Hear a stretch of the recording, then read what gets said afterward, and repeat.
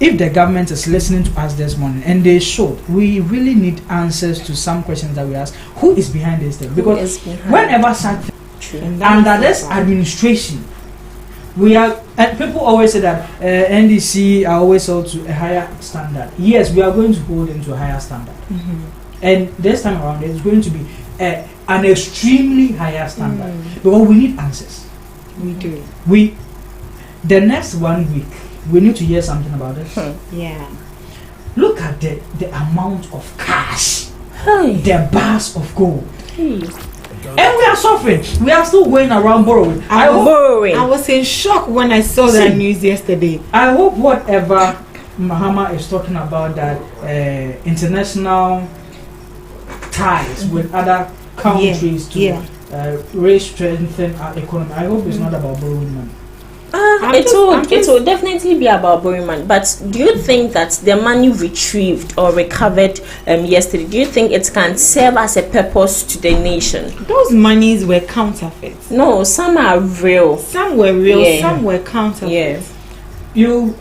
Let's even take the money aside, because we still don't know how much in total. And we really do not know who were those responsible for that. But the gold bars. Original. The gold is for Ghana. Yeah. Wow. Oh yes. People are that brave, you know. I see. The little we can do. We still have schools under trees. You are telling me this gold, half of it sold, the money gotten, can solve 50% of this issue. It can. People are still crossing river. Yeah. On the boat. Especially students. Very disheartening. And we had all these monies hidden somewhere simply because of somebody's selfishness and greediness. This is bad. See, as journalists, I think it is our duty, first and foremost, to be the mouthpiece of the people. Because governments time over time have taken it for granted. They just say something and we're like, okay, so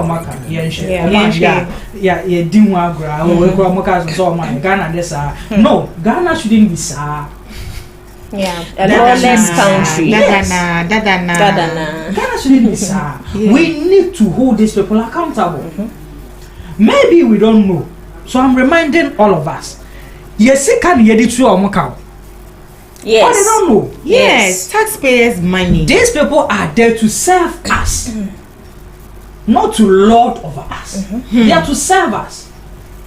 All of us. The people in Is it even a community which exists? It is. Wow. See, they need to receive the same amount of service just as the people in this level. Yeah. Yeah. There shouldn't be any discrimination. There shouldn't be. I think they should even be receiving more than people in the Greater Accra region. Students going to school, sometimes, and I was looking at a news file. Teachers can't even go. No. Yeah. Kids can't.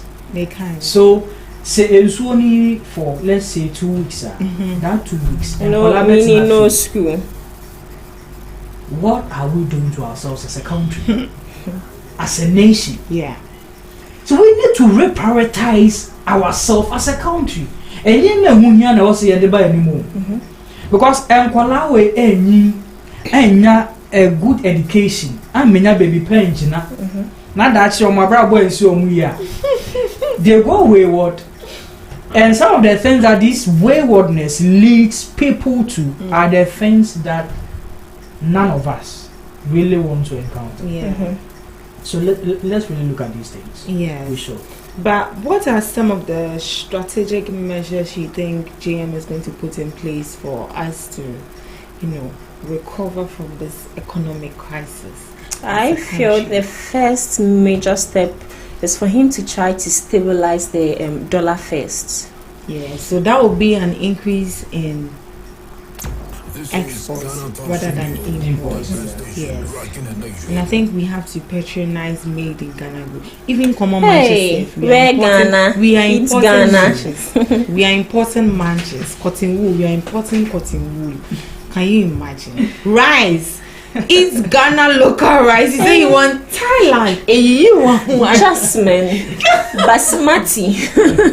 See, before I even get into that, I want to encourage our viewers to join us in the conversation this morning. You can follow us on all our social media. Join the conversation on our social media platforms at GhanaTalks Radio, on X at GhanaTalks Radio, on Facebook at GhanaTalks Radio, on Instagram and on TikTok at GhanaTalks Radio. You can also join us, call us, WhatsApp us on 0202544614, 0205444614.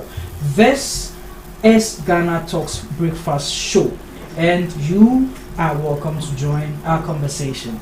So, as you were asking, the measures, the strategic measures that can be taken in place to recover from this economic crisis. And Reggie was mentioning that we first need to stabilize the dollar. And that's led to a suggestion that then we need to be doing more export than import. Yes. This is the question. Do we really have much to export? That's another question. See, one of the things that really, cocoa alone, taking the agricultural sector, cocoa alone used to generate about $500 million to Ghana every year. That's cocoa alone, $500 million to Ghana. In recent years, we failed to hit our cocoa budget on the market. Secondly, due to the galamsey, the water bodies being polluted by all these chemicals, the international markets are scared to patronize from Ghana. Because most of our products are being affected by these things. So we most of the things that we think needs to be done, there are some fundamental foundations that really needs to be tackled. It really needs to. It really needs to. Because if we are to import, what are we going to import now? Export. What are we going to export now? Nothing. We basically have nothing. We even import tomatoes from We import everything. Onions. Why do we have fertilized land? And even a towel. Not the towel we used to bath. Tribe we eat. The towel we eat. It's been imported. Okay, so let's be hopeful that now that we have Honorable John Dumelo as Deputy Minister for Agriculture, let's see what he brings on board. Well, we'll see. We'll see. But it's sad. And with the cocoa issue, I feel the government is a major contributing factor to that, because cocoa sellers or cocoa farmers can't, should I say, suffer with their cocoa. You come to buy it for peanuts. Yes. That is why they smuggle it out of the country. And I saw some interviews saying that it's even better they sell their land to the galamsey, rather than planting because they are not getting their monies back, which is so sad. Wow. You are still tuned in to Ghana Talks Radio, and this is the maiden edition of our breakfast show.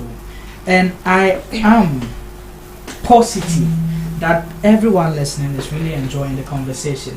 But then again, you can join the conversation on all our social media platforms, on Facebook, on X, formerly known as Twitter, on Instagram, and on TikTok, at GhanaTalks Radio. You can join the conversation.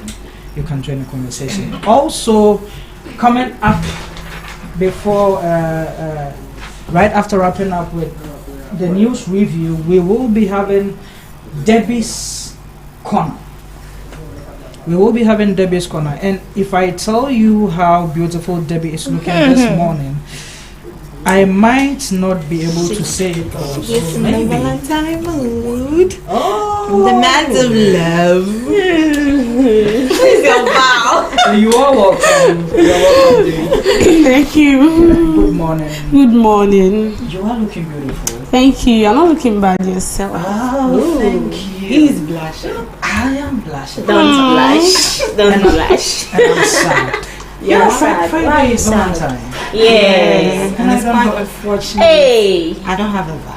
I also don't have a vow. I'm single. We are all single.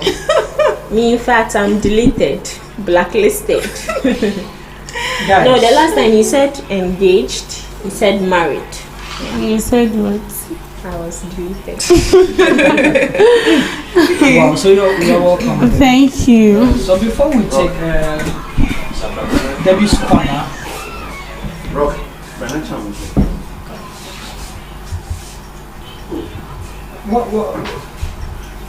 what is the next thing on the news? Okay, so the next thing we have for our headline is Mahama calls for stronger economic ties with China. President John Mahama has extended an invitation to the Chinese investor community to collaborate with Ghana in establishing mutually beneficial economic opportunities, stating that the country is once again open for business. Okay, so I think Mahama is actually doing well. Yeah. It's early days. Early days. Barely 8 weeks. Yes, barely. And he's showing working. Yeah. This is Yes. show working. This is show working, and he's showing working. He's indeed working. Well, let's hope it's not some, Blue stock. No, he's actually doing a great job though. Even though he started not quite long back. Well, let's see. I'm going to be painting. Yeah. Better baby answer. If it's a bobia, and now no be a papa for me best say. So, oh, yeah. In Chinaba. And can China for one ever was away. Now, so yeah, I think he's really working. Let's see whatever measures and strategies he's taking to intensify our ties with China and other countries to restabilize the economy. I mean, it goes well. I actually wish Jake very well, because if he's able to deliver, we are all going to be delivering. Yes. So on to our last story. We have entertainment. Actor Mauli Semevo involved in fire accident. Veteran Ghanaian actor Mauli Semevo has been involved in a fire accident.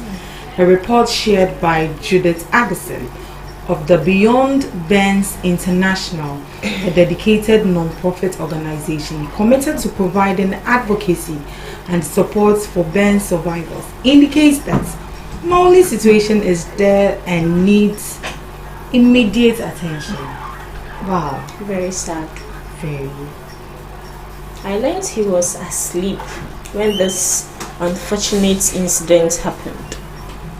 But He was asleep. yeah, he was asleep. Wow. I think quite similar to what happened in Kantamanto. The man involved, I learned he was asleep in the container. This is very bad. Very, very, very bad. And quite sad. The outbreak of fires these days is quite alarming. Yeah. Just recently, I also saw La Paz New Market also got burnt. I don't know where the fire was from. And last night on the Agboba Grace Junction Road, there was a fire outbreak. Wow. And I am learning. I don't know how validated that news is. But yesterday, there was another fire outbreak on the Techiman market. I think this year, from the beginning of the year till now, if we should calculate the number of markets and places that caught fire, it's almost, if I won't lie, something to almost 50% or 45%.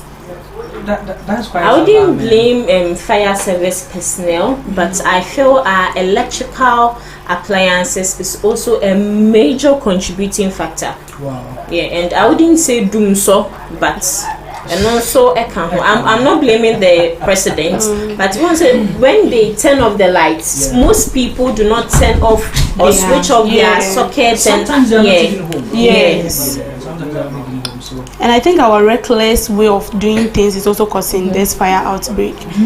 Reckless, like as she said, someone can actually, some of these shops use electric cookers, stoves, because most of them don't really go home. They stay there for a week before going home, and so they make sure that they have cooking utensils and stuff that can help them. And so most of them, when they are done, it's like you forgotten to off your gas after cooking or something, like just escaped you. Yes. And then overheating of your phone, like charging your phone for the whole day. Someone can actually be charging the phone and it will be there till the next day. And like it's very bad because of late the way they fix our electrical appliances and stuff. Yes. They don't even take good kind of thing. Electrician. Wow. You see. Yes. 10 cedis, 20 cedis free. And some of my people who also smoke. You see, they smoke and then they leave it somewhere. They don't care whether you get it. Then you get us into trouble with it. I've already got into trouble. Those particular people, we don't talk to you. I know, right?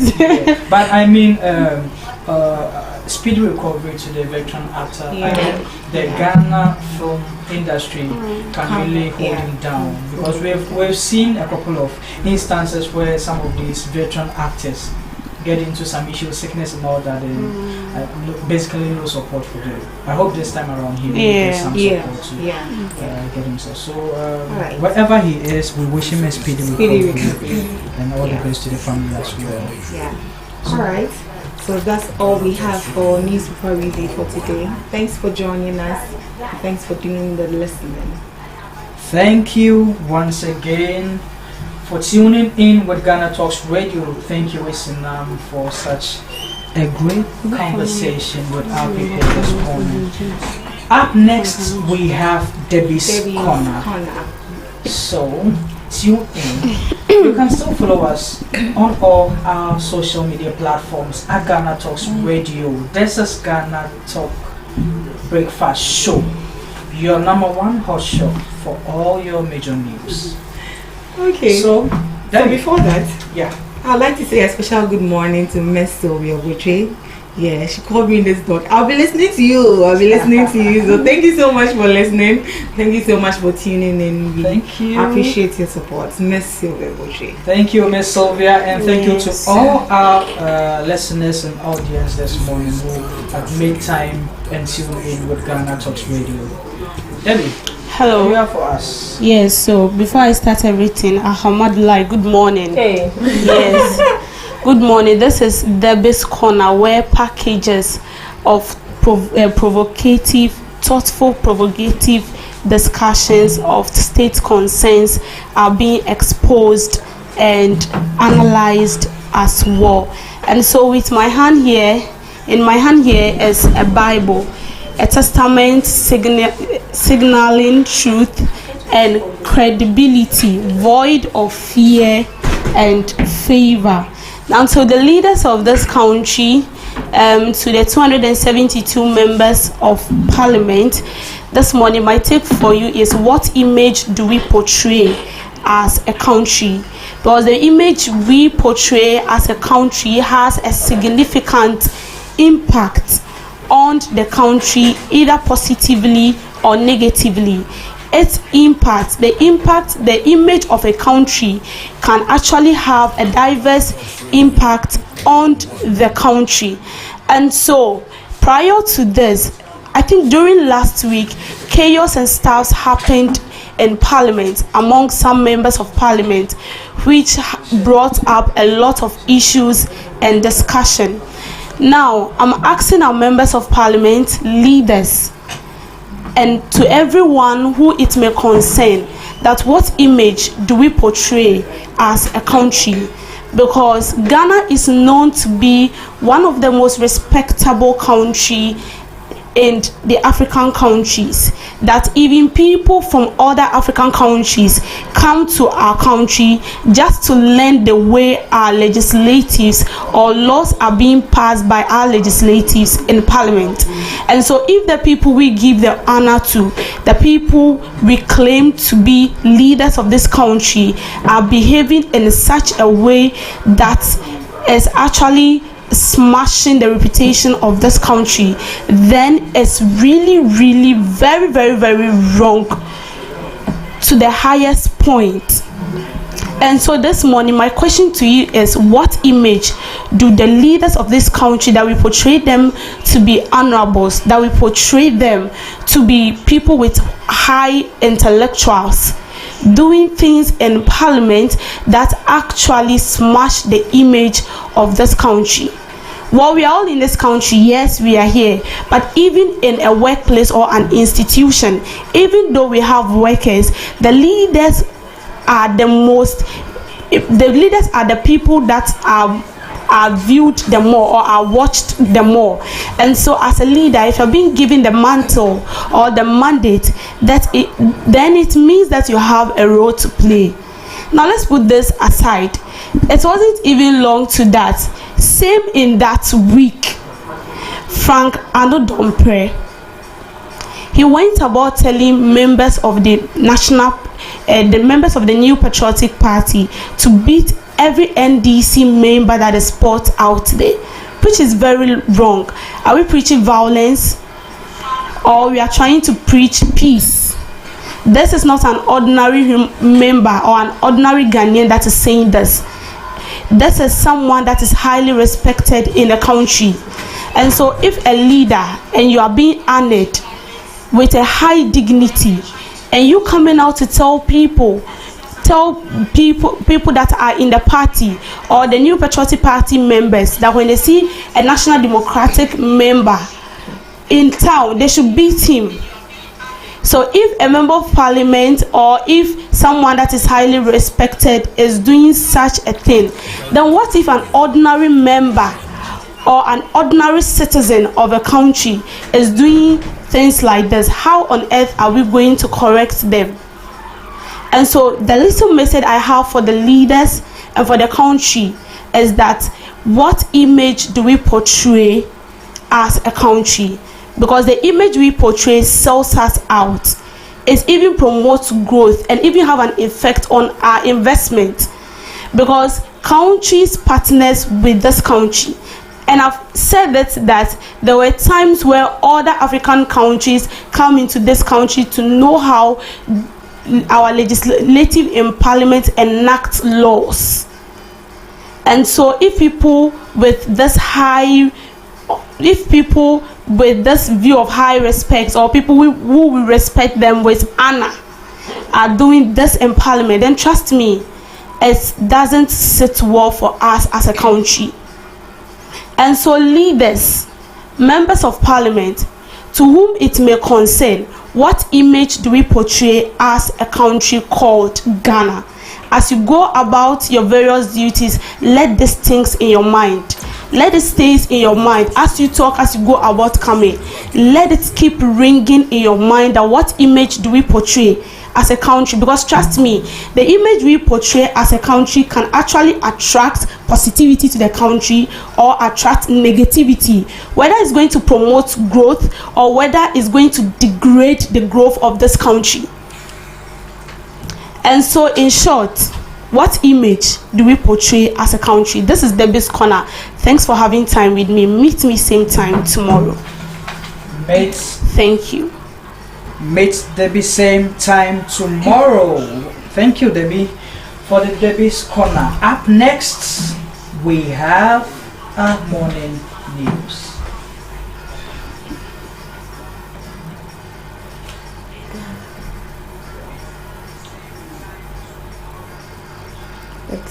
It's 8 a.m. The New Society.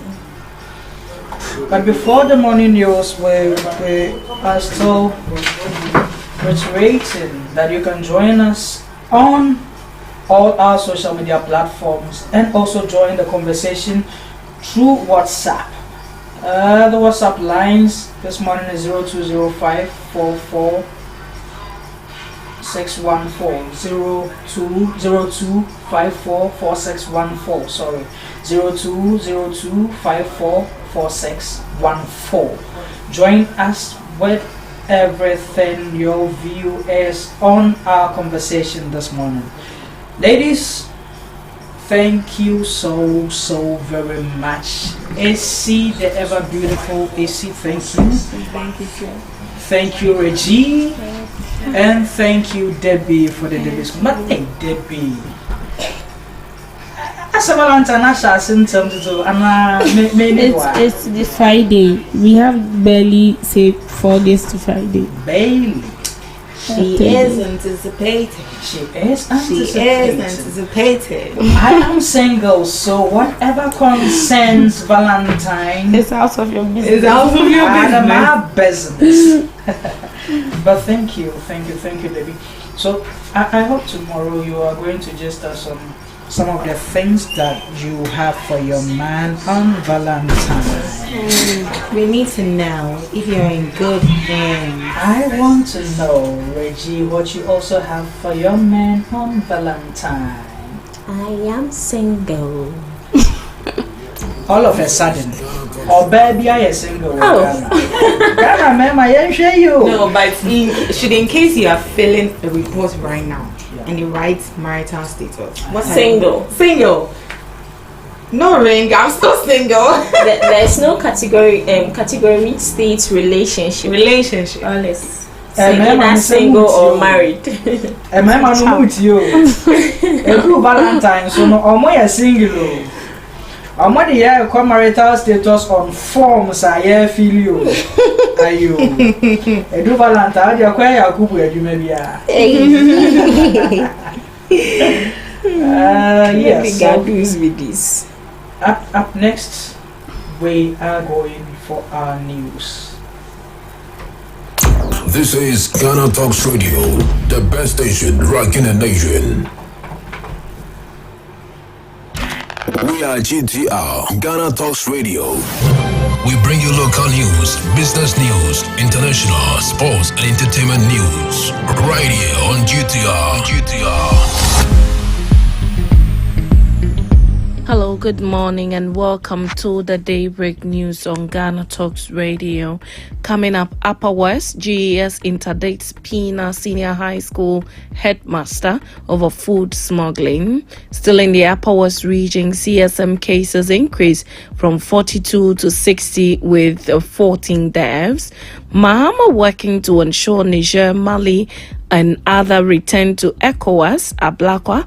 And in other stories, we had no choice but to instigate vetting chaos.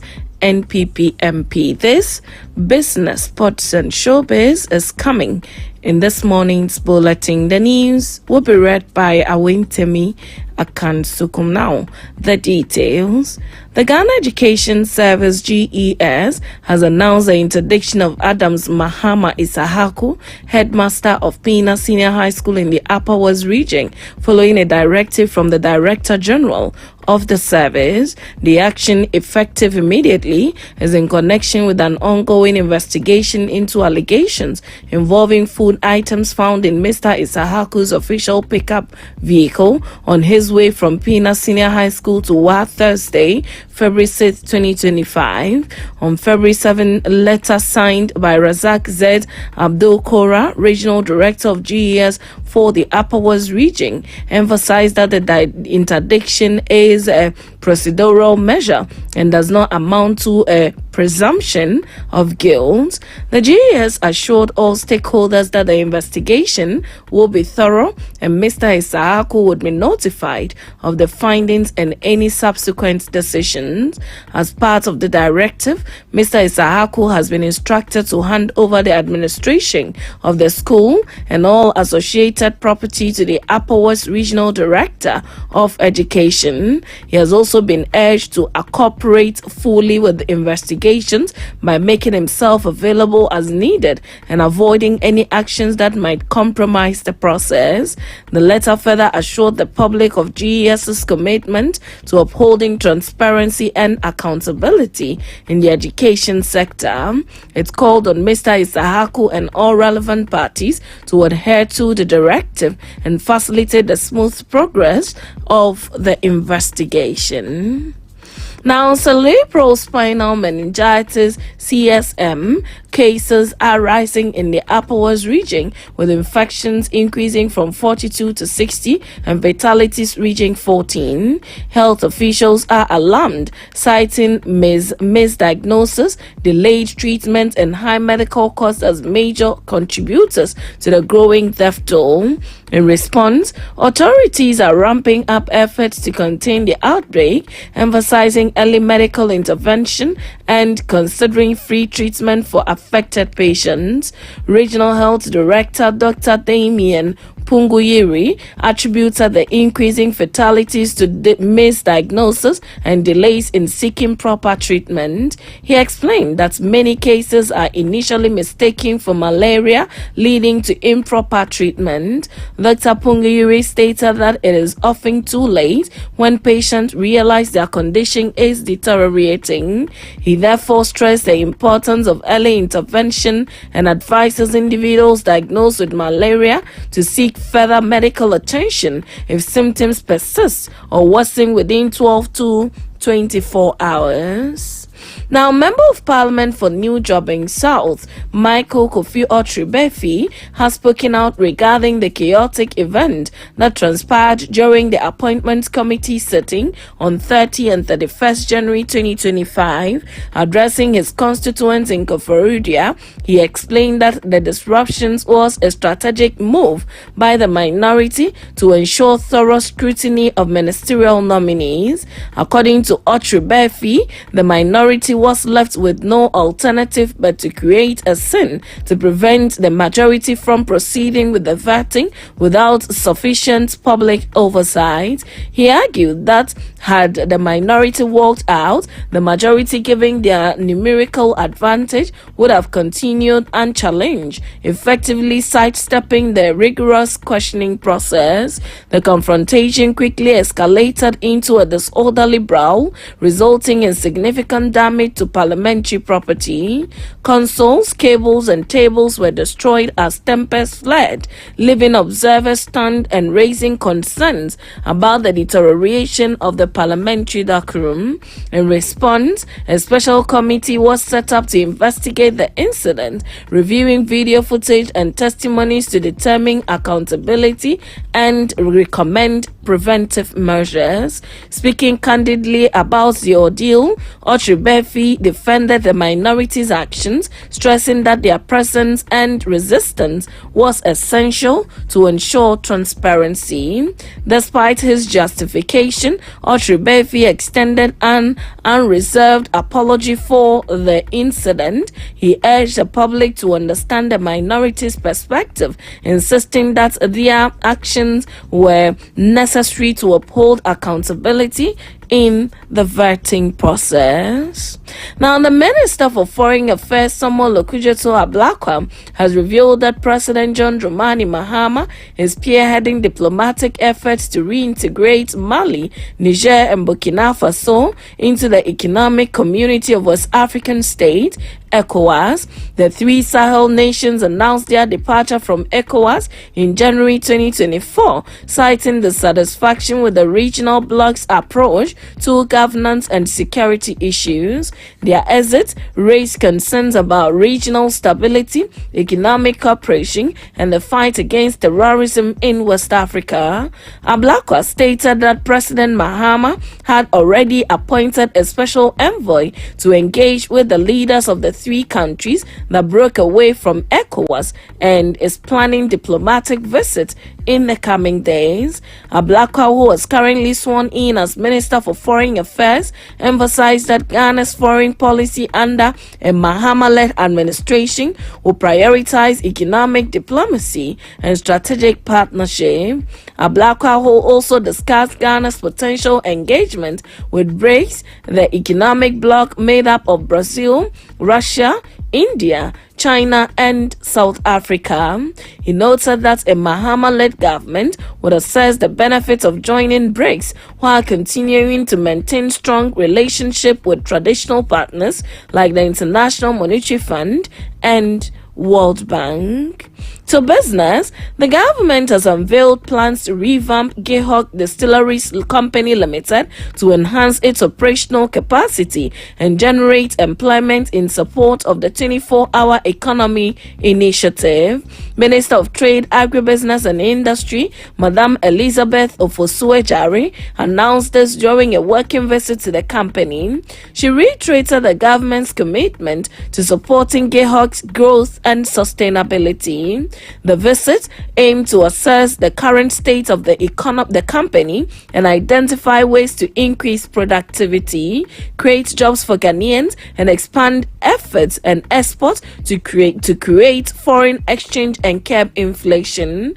Established in 1958 as a state-owned entity, GhanaTalks Distilleries specializes in alcoholic beverages. However, the company currently struggles with a 300 million cedis debt burden and outdated machinery, despite having a skilled workforce capability of driving its operation.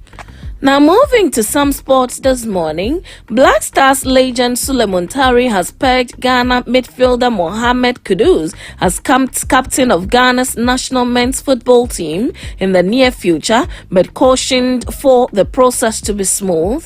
He added that the West Ham midfielder is just scratching the surface of his tremendous talent and is bound to do big things as he matures. Speaking in an interview on TV3, Muntari waded into the tricky Black Stars captaincy issue that has turned particularly chaotic under Otto.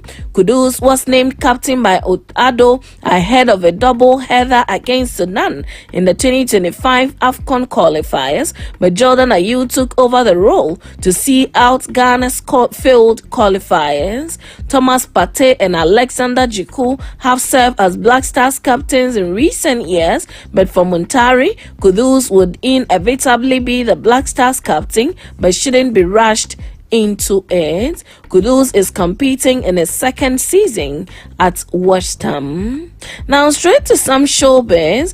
Ghanaian High Life crooner Kobna Kobna has reignited the conversation on whether there are record labels in Ghana. The adult music hitmaker, in an interview with Kwame Datsi on Joy FM's Showbiz A to Z, expressed doubts in the assertion the Ghanaian music industry has record labels. When asked if he would accept to sign to a Ghanaian record label if the terms are favorable, he replied, "Are there record labels in Ghana?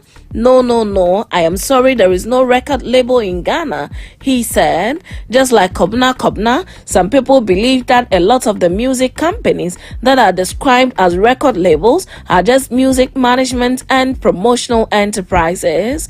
He believes most of these entities only provide label services but are not record labels in the sense of the word. Others have argued that the size of a record has nothing to do with its functions because businesses across the world are not of the same sizes and magnitude, but usually do virtually the same thing. Some music companies described as record labels are Rough Town Records, Highly Spiritual Music, Links Entertainment, Black Avenue Music, Mime Live Records, Success Music, Make Mike Burners Music, Flip the Music, amongst others. And that's it with the Daybreak News on Ghana Talks Radio. Log on to www.GhanaTalksRadio.com for more of these stories. The news was read by Awentemi Akansukumasi. Thanks so much for making time. Good morning.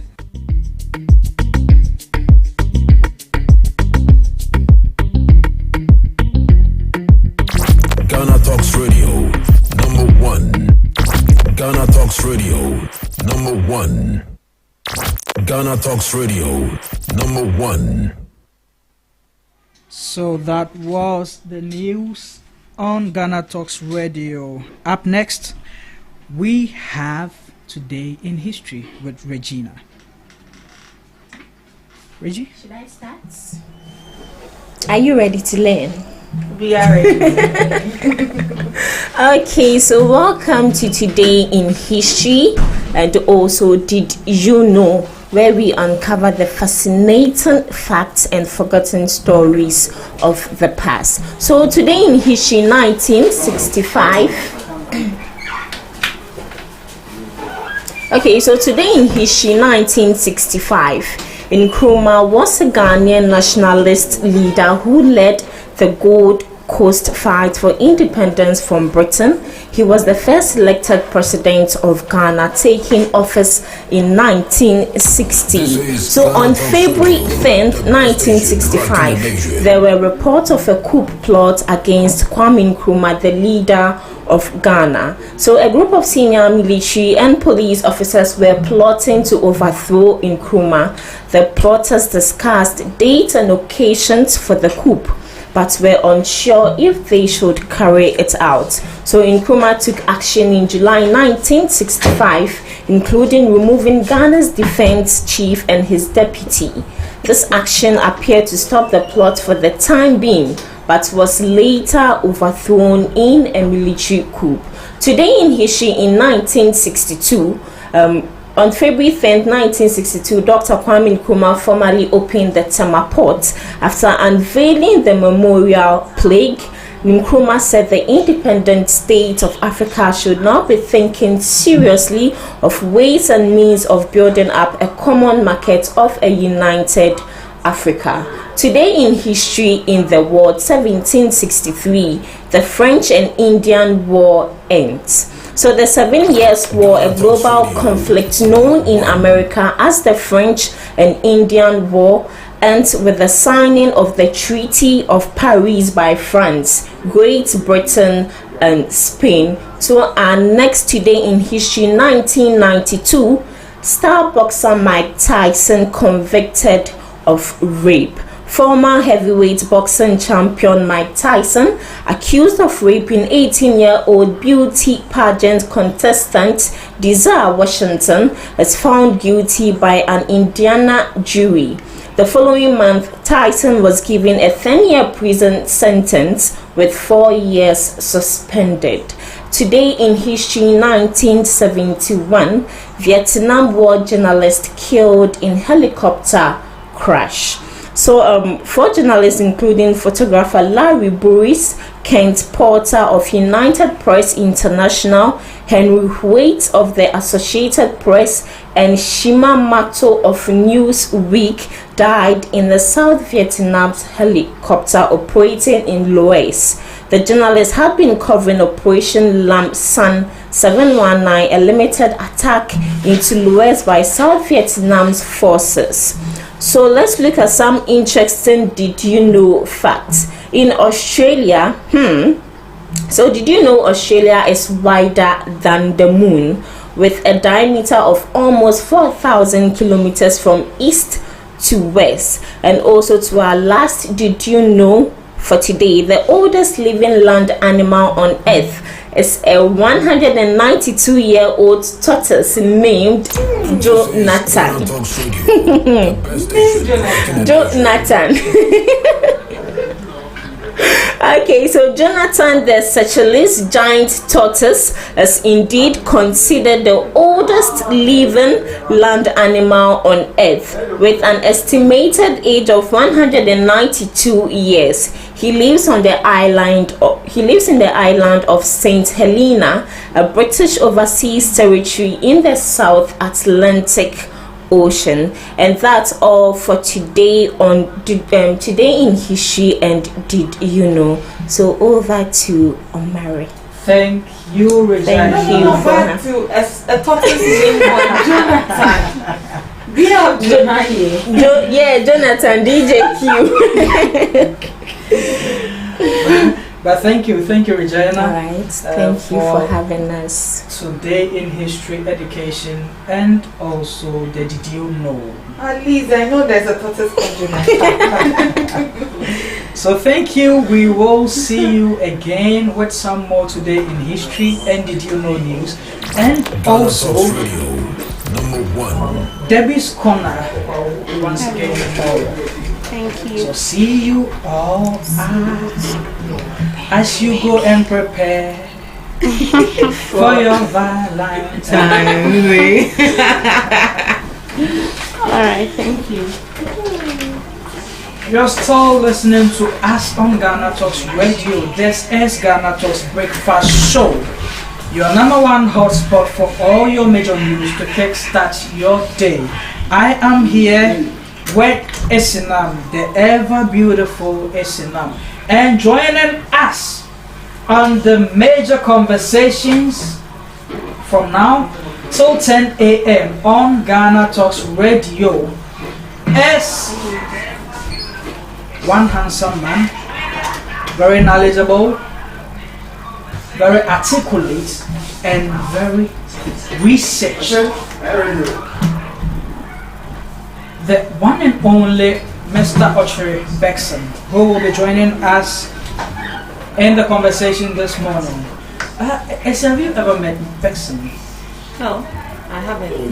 Okay, Bexon was with me through the elections, and I haven't met him in person, but I've seen his flyers. You will meet him today. A very gentle man. I can't wait to see him. Very knowledgeable in the affairs of the Ghanaian politics. So, and also we will have Martin Kofi Peto, who will also be joining us as the show goes on. So once again, we welcome you to the maiden edition of Ghana Talks Breakfast Show. Today is 10 February. Mark today's calendar, because we will be coming your way every weekday from today till Jesus Christ comes down and takes me and you to heaven. Heaven is the goal. Heaven is definitely the goal. You can join us on all our social media platforms at Ghana Talks Radio, on Facebook at Ghana Talks Radio, on Twitter, formerly Twitter, right? Now X. I don't know, but I don't think I can ever relate to it as X. Why? But yes, on X. Do you miss your ex? Unless you miss your ex, then maybe you don't want to say join ex. us on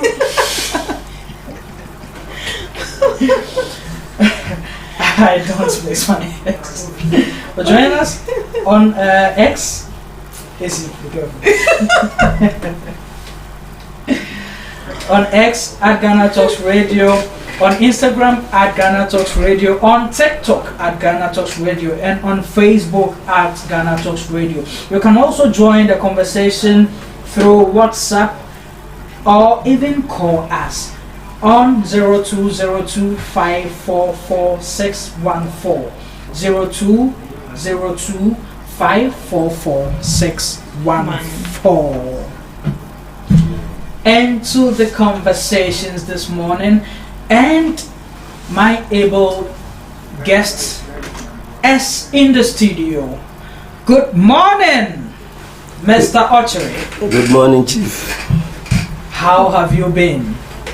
Elohim has been good to us, and we are also doing fine. We thank God. It's been quite a while. Our last conversation was on 7th December. Yeah. Where we held the historic election in the history of Ghana. Ever since there are so many things that going on, some doings, new administration taking over, some activities post-election, and all of that. These are some of the things that we are going to talk about in the studio and on our breakfast show this morning. So you're once again welcome. Thank you, PK. Thank you so much for welcoming me, and greetings to your cherished viewers and listeners. Thank you. Izzy? Yeah. You finally met. Yeah. Yes.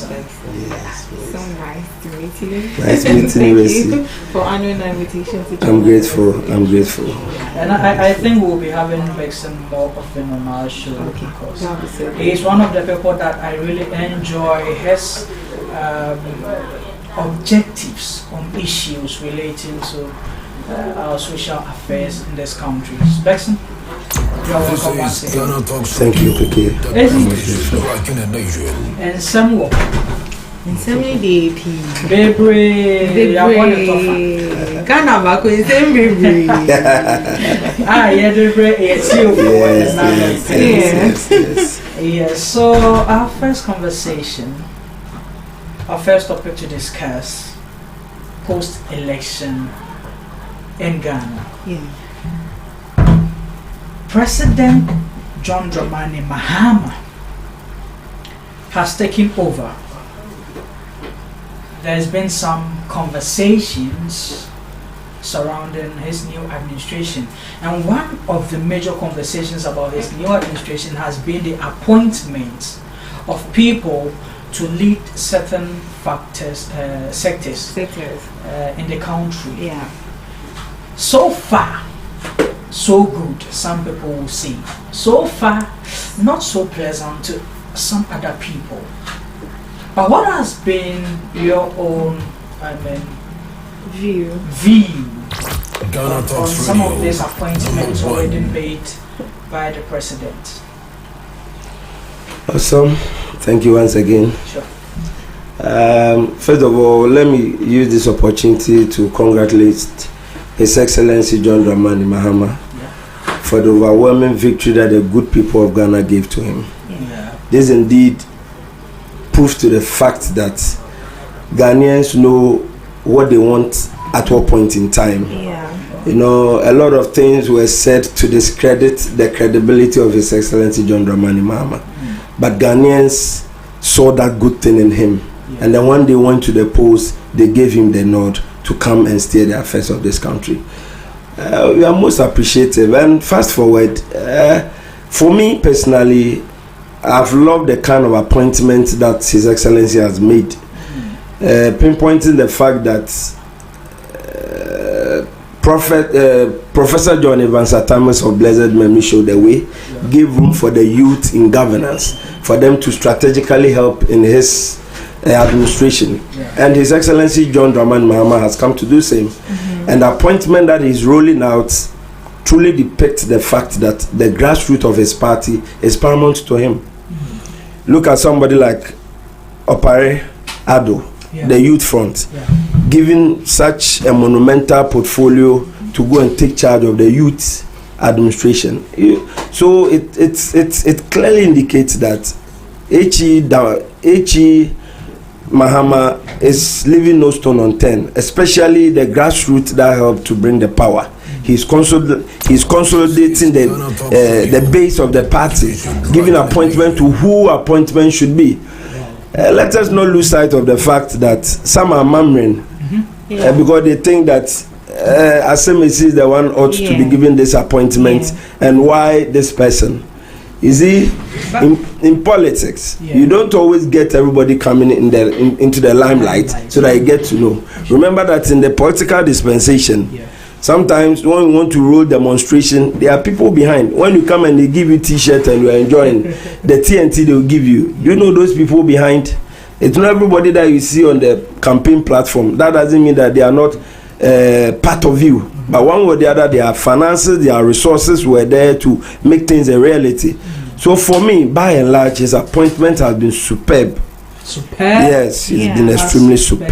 He's been extremely superb. But per the appointments the president has made so far, do you think some people are deserving of the positions he has given to them? Sure. For me, sure. And you see, like I said, he has come to show some level of way, meaning that the grassroots of the party, the people that fought hard, that worked hard, he's compensated them. Look at Eric. The young guys that have been appointed to take positions of CEOs here and there, most of them are true party-blooded people that have worked their heart out to bring the power. So if today he's consolidating them for the good job done, I think it's a plus. Well, it bears to some of the memories, as earlier puts that appointments being made. Let's take JDM's appointment so far. Do you think it has been based on party loyalty or based on capacity, potential, or the person qualifications, if they are well deserving? Yeah. I mean, well deserving. In what way? That okay, I have supported this party for long, I campaigned heavily for this party, or well deserving in the fact that this person really have what it takes to lead this sector. For me, it's both. It's both. Yes. Some, like I said, they've paid their dues, is deserving of them. Some, they have the qualification, they have what it takes to occupy those portfolios. So for me, it's both. Whatever capacity that they can do to execute and get the job done. Mind you, His Excellency has known better than the seat that he's finding himself in. He's been there. At least he has learned his wrongs. He's getting it right this time round. So trust me, he knows it. He knows it all. And he knows who to occupy where at what point in time. So it is early days yet. Let's still give him, like you rightly said, we should give him some honeymoon. And I believe even now he's working like the bulldozer. He didn't even get the time for them. That is it. That is it. He's working. He's working. He's really working. He's really working. You'll see him in Kumasi in the morning. Later in the afternoon, you will see him in Kenya. That is it. Later in the evening, you will see him hosting some people from. That is it. I mean, the man is working. That is it. Kudos to him and his team. That is it. I'm just hoping it continues like that, and this is not kind of like a camouflage. That is our prayer, because His Excellency can't fail us. Trust me, we will not even allow him to fail us. Are you sure? Yes. In what capacity? He is poised for action. Trust me. The H.E. Dramani, I know, in the last 4 years of his reign and this current one, he's poised for action. Really? Ghanaians should expect nothing. So do you really than the best from him. Do you really see some difference in his previous administration compared to his recent one? Well, yes. And like I said in my earlier submission, that most of the things, it's early days yet. And like I said, he's gotten it wrong before. He wants to get it right and get it well this time around. So let's just be very optimistic around John Dramani Mahama, and let's trust him to deliver.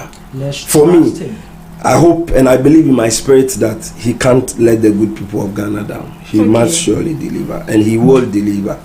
But there's been some cases that he is appointing more female than the, in as much as the male are more than the female, but it's like he's dwelling more on the female, and people are saying some ministers that he has appointed as slave queens, and then they don't deserve the positions they have been given. You see, I believe H.E. John Dramani Mahama is empowering all, both the male and the female.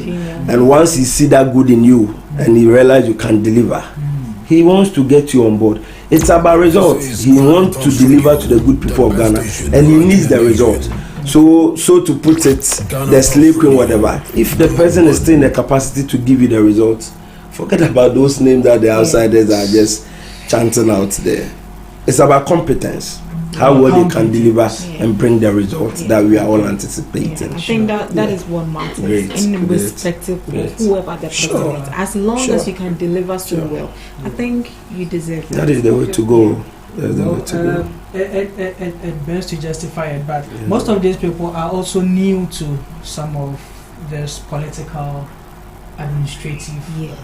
Yes. Sure. How confident are we that they are going to? Are we doing just some material query? Because where we are now, we can't fail. We are in the pits. The slightest mistake is going to set us back for a couple of years again, that we are not really ready for that.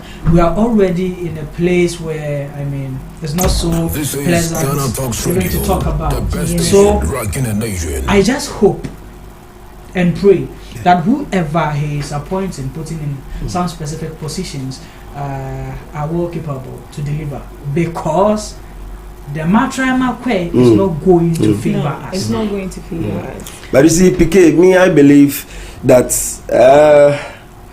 like the lawyers will say, a person ought to be proven guilty before, honestly, until you give people chance to the room to deliver, you will still anticipate, can he or she make it? But give them the chance. Let people prove themselves worth it. And I believe that even though we might have that perception of Matra Makwe, let's give them the room to operate, to prove to us whether they have the capacity or not. I believe there is always a starting point in everybody's life. So let's give people the chance to give us a start from wherever. Yes. We just have to be optimistic about it. I just have to. And I really love the point that we just have to give people the chance. I mean, it's also puts us into a new, diverse dimension going forward, because we've always been accustomed, even in our personal relations, we've been accustomed to always sticking to what we already know. Dear women try that way, dear men. But I mean, there's a new trend. I think we all need to follow, even personally in our personal lives. Let's give people the chance. You never know. Sure. But to the appointed people, please, I hear baby more baby agro, more the better fans. No, we are fans. Yes. But if you don't, we are going to hold them a highly, extremely standard that. I thought they will waste their mind appointment. They will waste. I love the fact that His Excellency made a very profound statement that, look, Abana de Botechino, the stake is still there, are waiting to be used for ban. So whatever it is, let's up our game, because the good people of Ghana might either renew or send us home in the next 4 years to come. So I believe it's a challenging moment on the part of every appointee that His Excellency has mandated you to do something for and on behalf of the good people of Ghana. Well, and it's a great message that he sent to his party folks, because looking at what happened to the previous administration, I think it should serve them a lesson. Very well. That right now, when you're in this new year, your mind is for all of us. And I like that for us as a country. Say you to do sa level of patriotism. Because first, growing up, we all see some of our parents. Once I want to NPP, once I want to NDC money. That is it. But the Gen Zs. Yes. Shout out to the Gen Zs. Yes. But what exactly do you think led us to this phase of our political stand, where we are more focused on mining first and not just some party biasm? You see, things are changing with respect to time. Ideally, you can't continue to do one thing all the time and then expect a different result. So as we fold along, as we move, we learn our mistakes, we get it right. There's always a trend that changes things in relation to time. So as the days roll by, as time passes by, we learn. And we can never stop learning. So I believe the learning curve that we are all going through is what is accounting for some of these things currently. Yes. And what's your take of he appointing, let me say, the youth? Somebody like Malik Basintali, their communications, is it Sami Jainfi, him as well. Yeah. What's your take on that? I believe it's about competence. He's seeing some competence in them when it comes to delivery. So he's just giving them the chance to prove themselves worth it. Like I said, His Excellency has always known better. Sure. And then he know the people that when they come on board, they will help him achieve the results that he wants. So going forward, and I'm a youth, so I'm very happy that His Excellency is giving room for the youth to prove to us what is in their sleeves. And I think that brings some kind of like innovation. That is it. Dynamism. That is it. That is politics. it. That is it. It's always about the oldies. The oldies.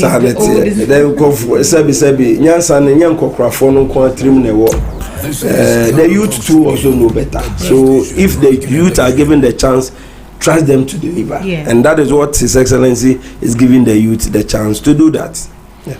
Well, we'll be looking at some of the appointments being made already going forward. But as you said, regarding to the youth being appointed, there is this saying always that the youth is the future. Sure. And so if we are building towards the future, who are the right people to build with? Definitely the youth. Sure. All we are asking for from them is that they shouldn't fail us. Not at all.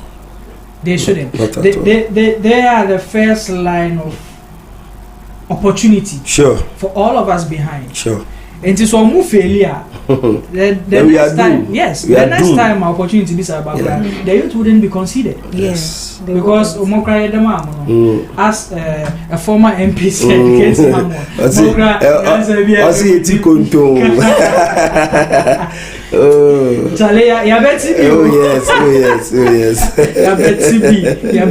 But I mean, it all led to some of these lessons that you've learned as a youth and as a people. Say, and they yet made it or mine and more than say me a party, be a party. It's a good call for involving the youth. Also, let's look at the gender equality. AC raised that issue, and I want to hit on that a little bit as well. Not so many at times that we see women in positions, especially in national head positions. What do you think this means for the female gender, and even for female kids growing up? What do you think is going to serve to them? And for this one, I'll take Essie's because she is a woman. So I want to take yours first. Like the saying goes, that women can do better. Essie, don't bring that conversation. And I think this is quite an achievement on the part of we women, and these are people that we can look up to, at least not to be discouraged in life. We are going to be like, since this person has been able to make it to the top and has been nominated or been appointed as a minister or head of state, at least I can also get there. So this is a form of like encouragement and then a motivation to all women out there, not to slack, but to be on their toes, to also have the courage to go into politics. Because some people make politics look as if it's all about the political parties, but it's not just to that. It entails a lot. It's not all about MPP, NDC. A lot goes into politics, which has to do with current affairs, social issues. I mean, what can you do as a woman? What contribution are you making to the nation? So all women out there, please be very determined, encourage yourself and motivate yourself that you can do better. And this is a wake-up call to all women that you can actually attain anything if you are determined to. Exactly. Yes. So, and Beck, what do you make of that? I believe President John Dramani Mahama has really have a thought through when it comes to women. He's made a history. For the first time, we're having a female as our vice president. This should tell you how relevant he wants women to be in his governance. So, and women can do, and they can do it better. Okay. So, he's giving them the nod to deliver and give results. And I believe that our women are not going to fail us. Yeah. And given the fact that our vice president is actually a woman, I think that alone should. Sure. And we have made history as a country, and voting for a female to be our vice president. And I wouldn't be so surprised if one day in future our president will be a female. You get there. We are hoping for that. You get there. You get there. But you know, there's also been this conversation about women being in power. People think that a lot of times women lead by emotions. This, that we are soft-hearted. GhanaTalks Radio. See, that soft-heartedness, you know. You can't make decisions based on like emotional things. Yeah, I mean, you have to hit it as it is. Well, we just hope that this time around they do it as it's supposed to. They should learn from the men. Instead of them to acknowledge it, what men can do, men can do. Yeah. So, but then also, we will be looking at some major sectors. Okay. Because in Ghana, we have some sectors we need critical attention. We need to pay critical attention to such sectors going forward. But before that, let us look at some of the appointments being made. And even before that, the appointments and the vetting of appointed members itself. I mean, what is all that about? I have never experienced a vetting as chaotic and controversial as we are seeing right now. I mean, you can say that again. Well, you see, our politics, we are growing our democracy, and as part of the growth, we will surely have the good, the bad, the ugly experience to get to wherever we are going. So some of these things, like someone will say, is allowed. It comes into play. But then, as honorable as they are, and as honorable that we expect them to be, you know, some of the things they do, you ask yourself that some of these things were supposed to be doing when we were way back in the secondary schools. But these are honorable that sometimes you expect them to know better. They jump onto some of these things, and then we marvel where all these things are coming from. But then for the peace and the democracy that we are all building and establishing together, it will come. We have to man up to rectify their mistakes and get it right. Because there's a saying that he who much is given, much is expected. Ghanaians have overwhelmingly given you guys the nod to go there and do things right. You can't expect to go there to be doing things otherwise. Yeah. So, honorable, we are pleading with you that Ghanaians expect better much from you than some of these things that are prevailing in the House of Records. So we need to get things done right. I think that was quite so embarrassing to see our fathers and those we look up to carrying chairs like classroom people. Is it that they are getting into their emotions? I think. Because I don't really get where these things are stemming from in all aspects. Give them the space to you just what is all then we are going to scrutinize that you. Is it. But even before the person, I don't even see it as a veteran. It's more as an interrogation. That is it. Asking backlash, personal issues, bank accounts. How does that affect the progress of this country? I mean. But we need to sanitize our politics. Exactly. Yeah, we really need to. Exactly. These people that we call honorable, they are not really living to us. Honorable. So yes, as I was saying earlier, some of the ministries This is need GhanaTalks very Radio, critical the best station attention rocking the nation. because as a country, and then maybe what you to see and to say the nipa et na wa I was say share like my yarding for so first we'll be looking at the health ministry. Minta Akando appointed as the health minister. What do you make of that? Well, is he capable? Is he deserving? Does he have what it takes, the charisma to improve the health sector of this country? Because I am telling you, one of our heavily failed ministries in Ghana is the health ministry. The health workers are complaining. The health facilities are deteriorating day in, day out. Look at a major hospital like Olego.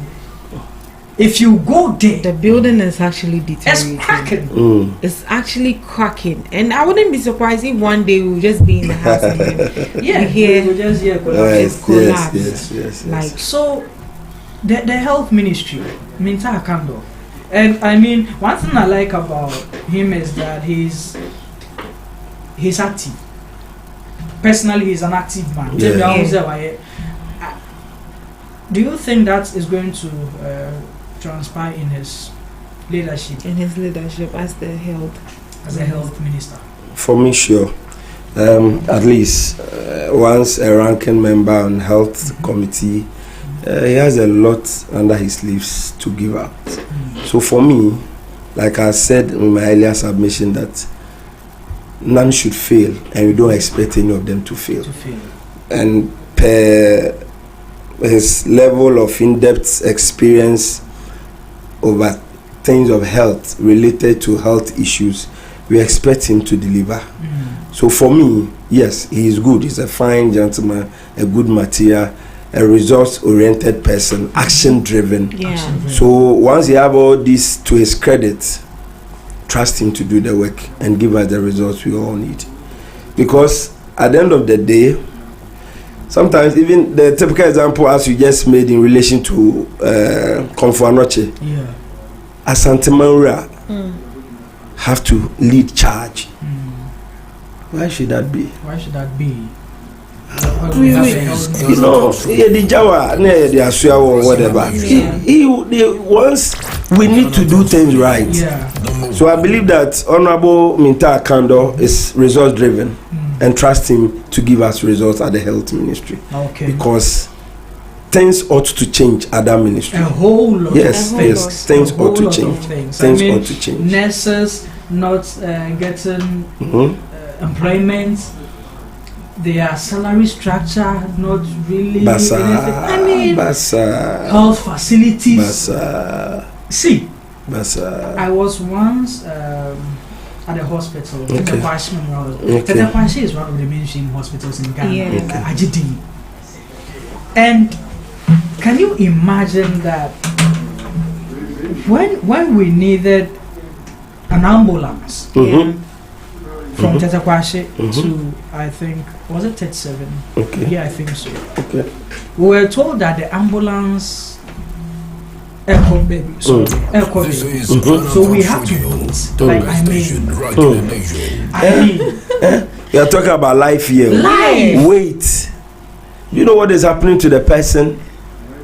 As emergency as it should be. Wait. And oh God. We had so much money to spend on ambulance spare parts. Not the ambulance itself. It is spare parts. It is well. It's really should be well. I mean, it is well. Under the previous government, we didn't really get it well. I hope this current administration puts things in place to make things very well. Exactly. So, is there anything to add to Minta Kando's appointment as a health minister? Anything? No, I don't have anything. So I'm just looking forward to read some comments on Facebook. Okay. Yeah. So before we get to some comments that we've had on social media, we'll be looking at the next ministry that I think is of great interest to the Ghanaian people, the education ministry. Honorable Haruna Idrisu. It came as a shocking. Let me be honest. One man that it never crossed my mind. Say education graduate was Haruna Idrisu. We all know him. Very well. Very outspoken. A fine gentleman. A politically astute. Yeah. Education. Let's look at even as we are talking now. Today on our news review, we learned. Essie made me understand that Wasikra, our results are still being withheld. So that alone tells us about the educational state of the country. It needs a whole lot of reform. I have some friend teachers that over the weekend we were just having conversation, and two of them outspokenly told me, said, Massa, Messi and Minya from major teaching. Wow. I was like, yeah. I said, you have access to those. A teacher. Yeah. They were I don't know, but they are speaking from experience. From experience. They are speaking from experience. I saw better teaching. Yeah, they are speaking from experience. So if we have the people who are going to train the next batch of leaders of this country, not having the willingness to do that job again, where do you think our education state is right now? We are doomed. We'll be doomed. We'll be doomed. But trust me, Honorable Haruna has been superb. Any ministry you place that man, trust him to do the magic, to give you the results. You know, he has had track record of ministries that he went there and he delivered to the good people of Ghana. So trust me, once education is of essence to His Excellency the President, with the nomination or Honorable Haruna taking that charge, things will fall in place. Things will be better. Well, yes. Let me say he's an all-rounded person. He has the ability and the capability to be able to deliver in any sector he places. He understands the job. Sure. And he makes sure that he plays out his role so diligently. And I think that's a good one there. That's a good one there. So that is a good one there. In all aspects, we are all believing that for Haruna leading the educational sector, but things will get we do know, and we are not going to mince words. Your education in your reform,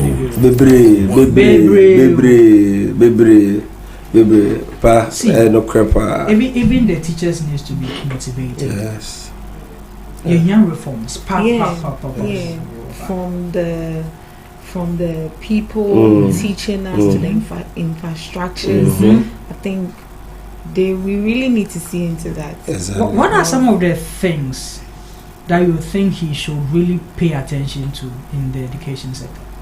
In the education sector has to be it infrastructure? Is it the personnel? The personnel and then the infrastructure. But looking at the number of unemployment, I think once we have the infrastructures, people will be willing to, go into such the educational sector and then help improve it. So I think without the infrastructure, nothing can be done. You don't expect me to go and be teaching students under tree at this modern age and time. Come on. You know, there should be serious engagement, stakeholders consultation here and there, the education system must go through reforms. And there should be stakeholders consultation here and there to at least better it up and then get it right. I think that is the way to go, because we have people that are highly inclined when it comes to things of education. Let's tap into their experience. Let's engage them. Let's build that stakeholders consultation so that we can restructure and then give the best of education to the good people of Ghana. Yes. Some of the things that the syllables that we learn in school, some people believe that is outmoded. Where the world is heading towards. It's serious. See, it's very serious. See, if you go to Europe, if you go to Asia, let's take these Chinese kids, the Japanese, the Koreans. A 5-year-old child will pick a laptop, and the things he will do with the laptop. At the age of 8, people can decode and decode. They are innovating stuff. Things that, I mean, the entire world is benefiting from are being innovated by children, kids, people less than 18 years. We are still here reading syllables on True, poor, pass, forget. See, that is how our learning has been in Ghana here. We need to serious reforms. We need to reform our educational sector. It's that's why I'm happy the previous government, the introduction of STEM education, so you know, some of these things is giving a new dimension in the educational, and I think His Excellency must hold on to it, and then let's go through the changes that we need to do them well, and then uplift the educational sector. We have come too far as a nation that we have to grow in education. That is the problem. Yes. See, we've really come far. Yes. But ironically, we are still at the same place. We move forward and then we backwards, so we need to get it right. We need to. Yes. It's more like time is moving, but we are not moving with time. No. So we need to, because the structures, the things that we need to study, we need to reformulate our syllables. We need to have technology, a restructure. Yes. We need to have governance. That is it. All this. It's not the subject that we I don't get it. We may be testing with the mask already. Well, you see, you can't do the same old things and then expect a different result. Because once it is garbage in, it will surely be garbage out. So let there be an innovative way in how we learn in our educational sector. Otherwise, we will continue getting the kind of results we are getting day in, day out. We have to be innovative in our educational sector. So Kwabena Omare left a comment on Facebook. Great discussion in there. Honorable Haruna is a solid and results-oriented person, and I pray he succeed at the education ministry. Greetings to Nana Yalbexi. Thank you. That was from Kwabena Omare. Thank you. Hey, Kwabena, you share my name. You are not giving me shout out. The day I'll meet Kwabena. So moving forward, we also look at the agri sector. This is GhanaTalks Radio, the best station. And there's something that I don't think a lot of people know. The entire foundation of our economy as a country is on agriculture. Our backbone is agriculture. Once we neglect agriculture, we are neglecting the growth of our economy. Erikopu, the newly appointed Minister for Agriculture. And one thing about that man is a lot of people have faith in him. I don't know why. It's like don't you have faith in him? See, I have come to a stage in our Ghanaian governance that and yet some of the things that I heard from ex-vice president during their campaign leading to their 2016 victory. Yeah. Now me feel, let's say by 2019. Okay. Now USA be people say Wow. So, interesting to know this. I'm not going to.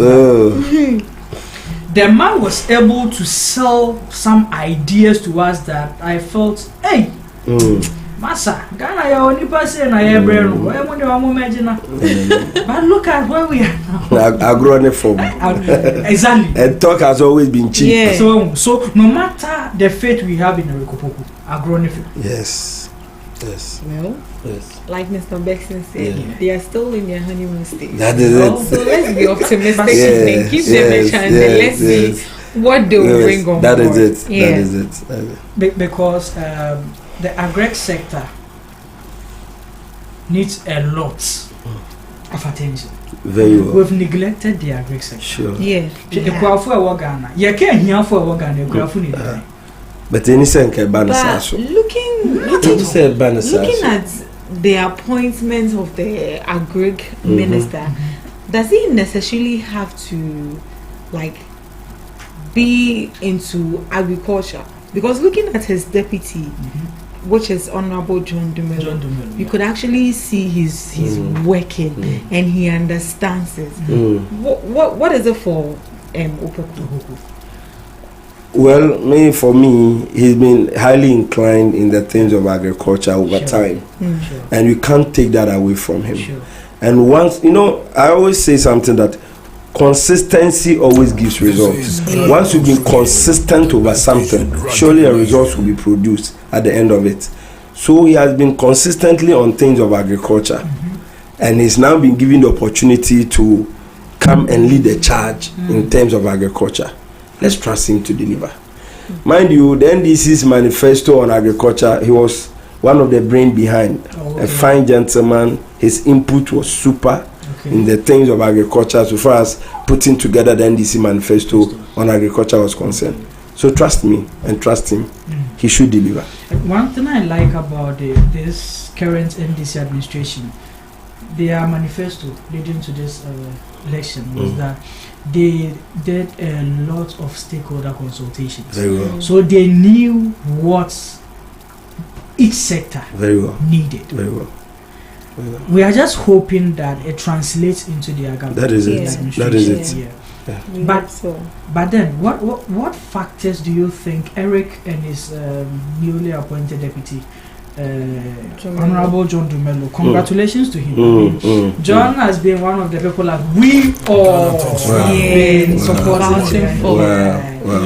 This man went into agriculture and all of a sudden made agriculture appetizing to the youth. If someone should call you a farmer, I would like it if you call me a farmer. Because of how he has made it. He has changed we're branded agriculture. He has branded agriculture.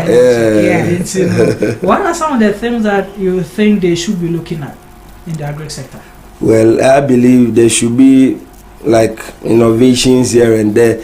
Look, in all things, you must always engage. There should be engagement, stakeholders, consultation. It will help you to be able to identify the problems down there and rectify them. Because when the whole thing seems to be like, I can sit in the comfort of my office and know it all and then bring the result, you never succeed. So engage them. Build consultations here and there. It will help you to identify the problems and address them accordingly. So I believe there should be broad engagement so that it will help you identify problems and then you bring solutions. You bring solutions because once you engage, you get to know the problems. And then with you engaging them, you get to know the strength and the weaknesses of the sector. So you focus more on the weaknesses and then see what you can do better over there. Yes. Other than that, you just sit in your office and then you just come and pour whatever is there. But for all you know, that is not the problem. The real problems are there. So when you engage them, they will help you identify this and this and this and this and this is what is contributing to that. Okay. So going forward, let's do it. Let's get it right, and Ghanaians will be happy. Okay. Yeah. Okay. So Ghanaians will be happy. You are still with us on Ghana Talks Radio, and this is Ghana Talks Breakfast Show, where you get all your major news and discussions to kickstart your day. You can join us on all our social media platforms. Join the conversation on Facebook at Ghana Talks Radio, on X at Ghana Talks Radio, on Instagram at Ghana Talks Radio, and on TikTok at Ghana Talks Radio. You can also join on www.ghanatalksradio.com. Our lines are open on WhatsApp, and you can also call through on 0202-544-614. 0202-544-614. Yes, so this is Ghana Talks Breakfast Show. In the studios with me is the very beautiful Esinam and the very able gentleman Bexem Ochre. Going into the conversations again, we are looking at some of the already appointed people into some various sectors, and some of these sectors which really need special attention. We've looked at Honorable Aruna Idrisu at education. We've looked at the health sector, Minta Akando. We are also going to look at the land and natural resource. Kofibua. See, yansa siye, any ye goodie.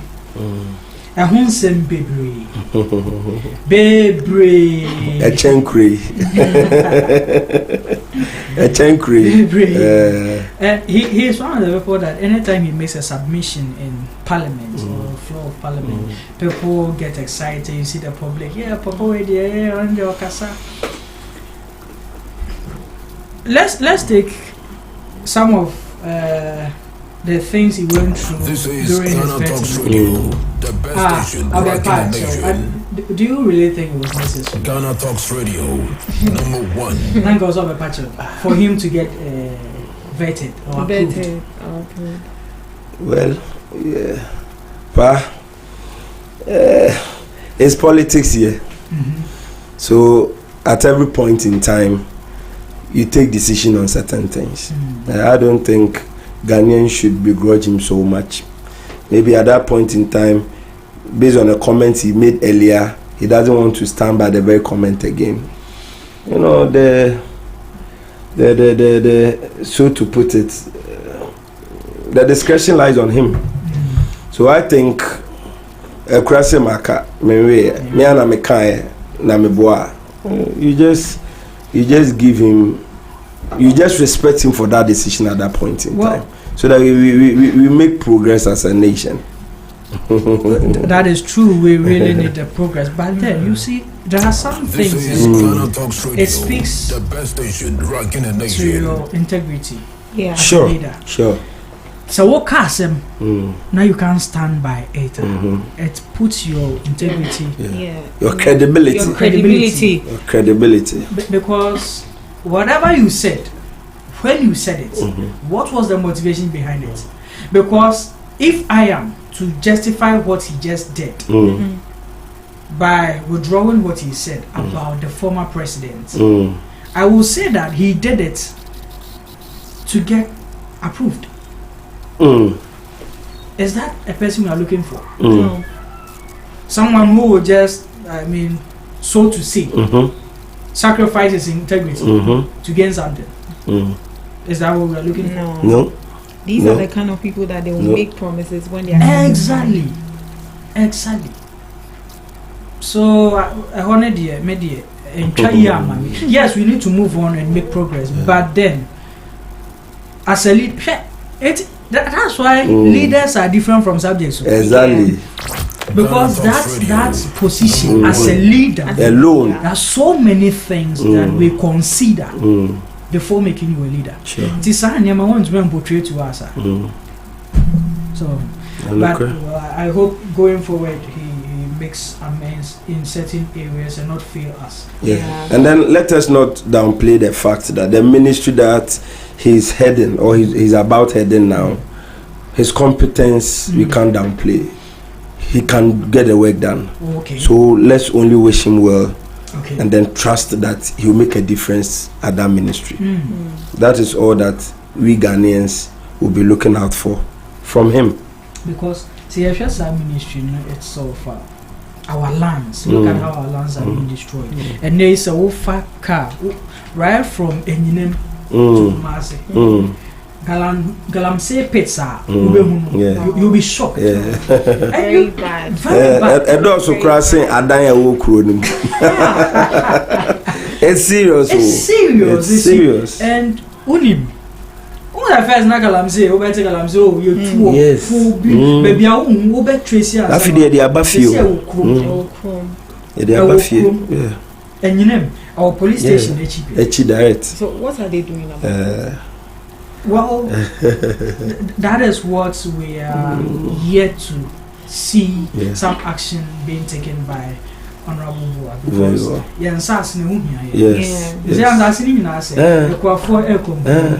your forest reserve now they say excavators go forest reserve more mutu. Look at this. Can you oh God, our water bodies polluted beyond any recognition. Now we can't even get better water to drink. And this is affecting the farmers. Deformities, women giving birth to deformed children in the way.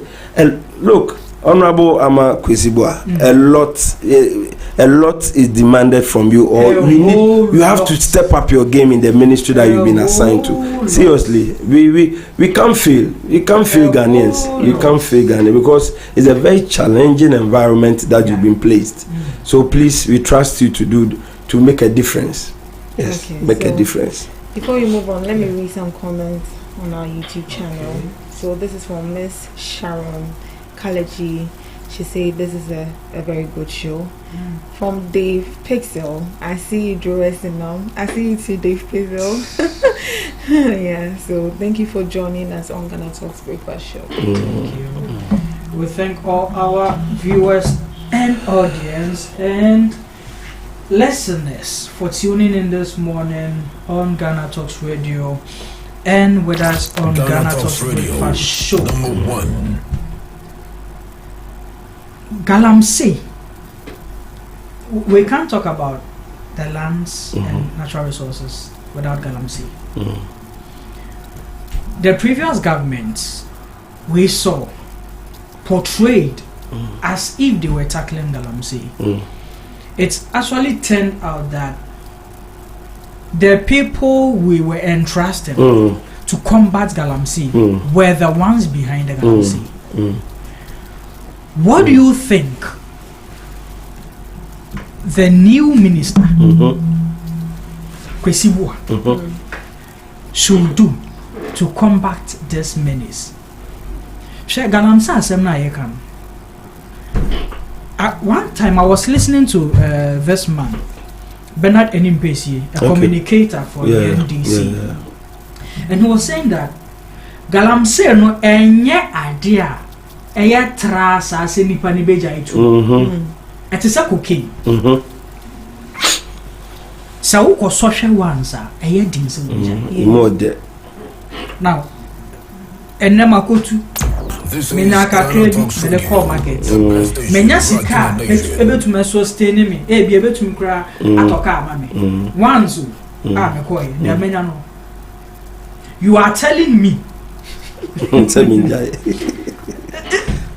Are we getting this? Yes. We have people in offices they still buy concessions to mine Galamsey. Yes. Now, how much more who see this as a resolve to their unemployment situation? At least yes. How are we going to combat these things?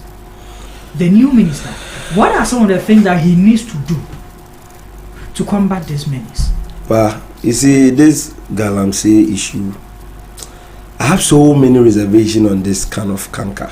Honestly speaking, it's a political will. Yes. It's a political will.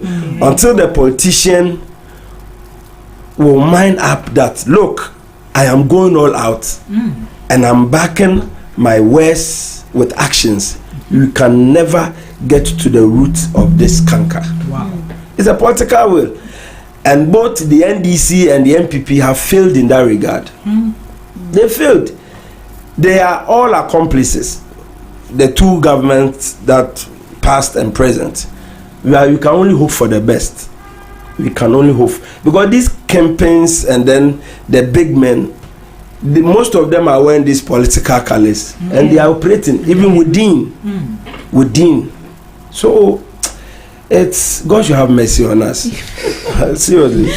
It's a political will. Until that willingness is there to go to the root and make sure that this thing is solved once and for all, we will always be massaging the problems in relation to Galamsey. We will just be massaging, and people will come massage it, go, and this will come massage it and go. Then it will become a canker that will keep eating us day in, day out. So let's have the political will.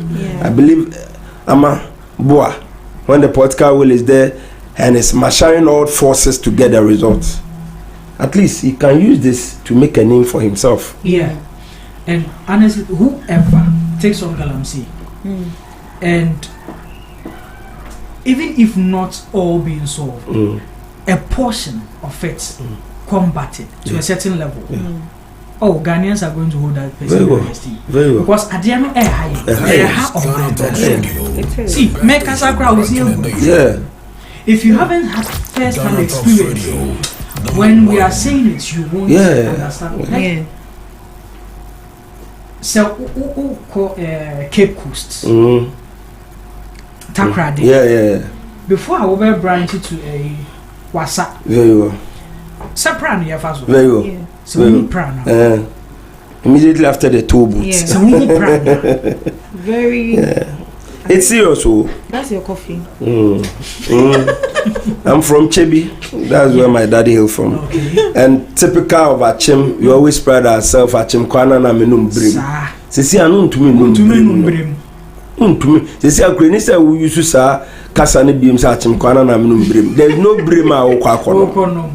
You get it? It is serious. And this is how far we've come as a nation. Simply because people want to get rich, people want to live a life that is worth it for them alone, to the detriment of the millions of Ghanaians. We should go to hell whilst they make progress in life. We can't build a nation like this.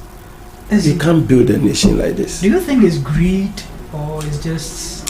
It's an attitudinal problem. Thank you. That is it. It's actually an attitudinal problem which has to do with your mindset. And then the behavior problem, they do it in action. It's an attitudinal problem. It all boils down on the individual. You know what you're doing is not right, but still you do. Because that is how you are. Yes. But the individuals, individuals, not clarified, the normal individual as a citizen, or the individual as a leader? The individual as a leader. Because I believe that the leader at least has a foremost hand in all of this. At least you have the power to tell them, hey, don't do this. What you are doing. But it's like, their ears are on deaf and then their eyes are blind. So it's actually balls on the individual as a leader. You have the power. Tell the people this is what, and even if it does, what other strict rules can you implement to stop this madness? Do you get me? And this is something that is not affecting just one person. It's affecting the whole community and even Ghana as a whole. And this is a country that everybody looks up to. Ghana is a peaceful country. Ghana is a hospitable country. When you come to Ghana, you eat better. And these are the water bodies. These are the water bodies that our farmers are using to water their plants. And you want me to come to Ghana and you tell me Ghana is hospitable, I'll eat good food and come and eat that poison. Yes, it's actually poison. Yes. It's poison. So you believe that it will take a political will. It will. Which I to some extent agree. Because me and Meti hey, anyone with hey, yeah, to me boom rabbe makam. And command this way say monko forest we enko pai am bono mutu we. We can't.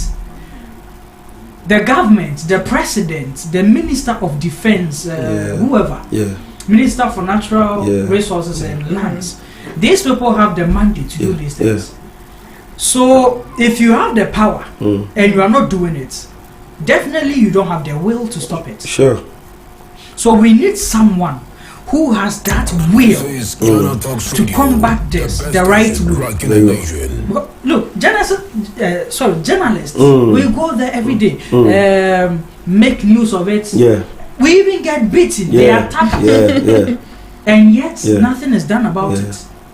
So we are pleading with the government, with people in power, you who have the mandate, their core authority to take certain decisions regarding the steps to stop this thing. That you people need to have the will. If we say Ghana for your over 32 million people. And still counting. It can't happen that just some. No, greedy. We can't have that. That is why we voted the previous administration out. The new administration need to do something about what I'm saying. Exactly. Because you and I know, we know, and they know. Said they have what it takes to stop this. Exactly. Hey, Galamse. Say, na watch so the bus stops with them. The bus stops with them. Yes. No matter the noise we make, the bus stops with them. Yes. So we are pleading. Honorable Kwesibua. Why beja hinchem me pa ochew. Ejuma kese da ho. Yes sir. I'm sure 4 years no kwa say yeah ntwema 4 years. Debi. Ghana for best at Ogumbe the day they have So yes, we are really pleading with them to do something about it. Exactly. Let us look at one of the ministries that has gained fame under this new current administration of the NDC. A ministry be a nani pakra who be sunny partner. Be 2 penny bet to account once a mature. Okay. The Environmental Protection Agency. Okay. The EPA. Okay. Sa agency we own. So it's a authority.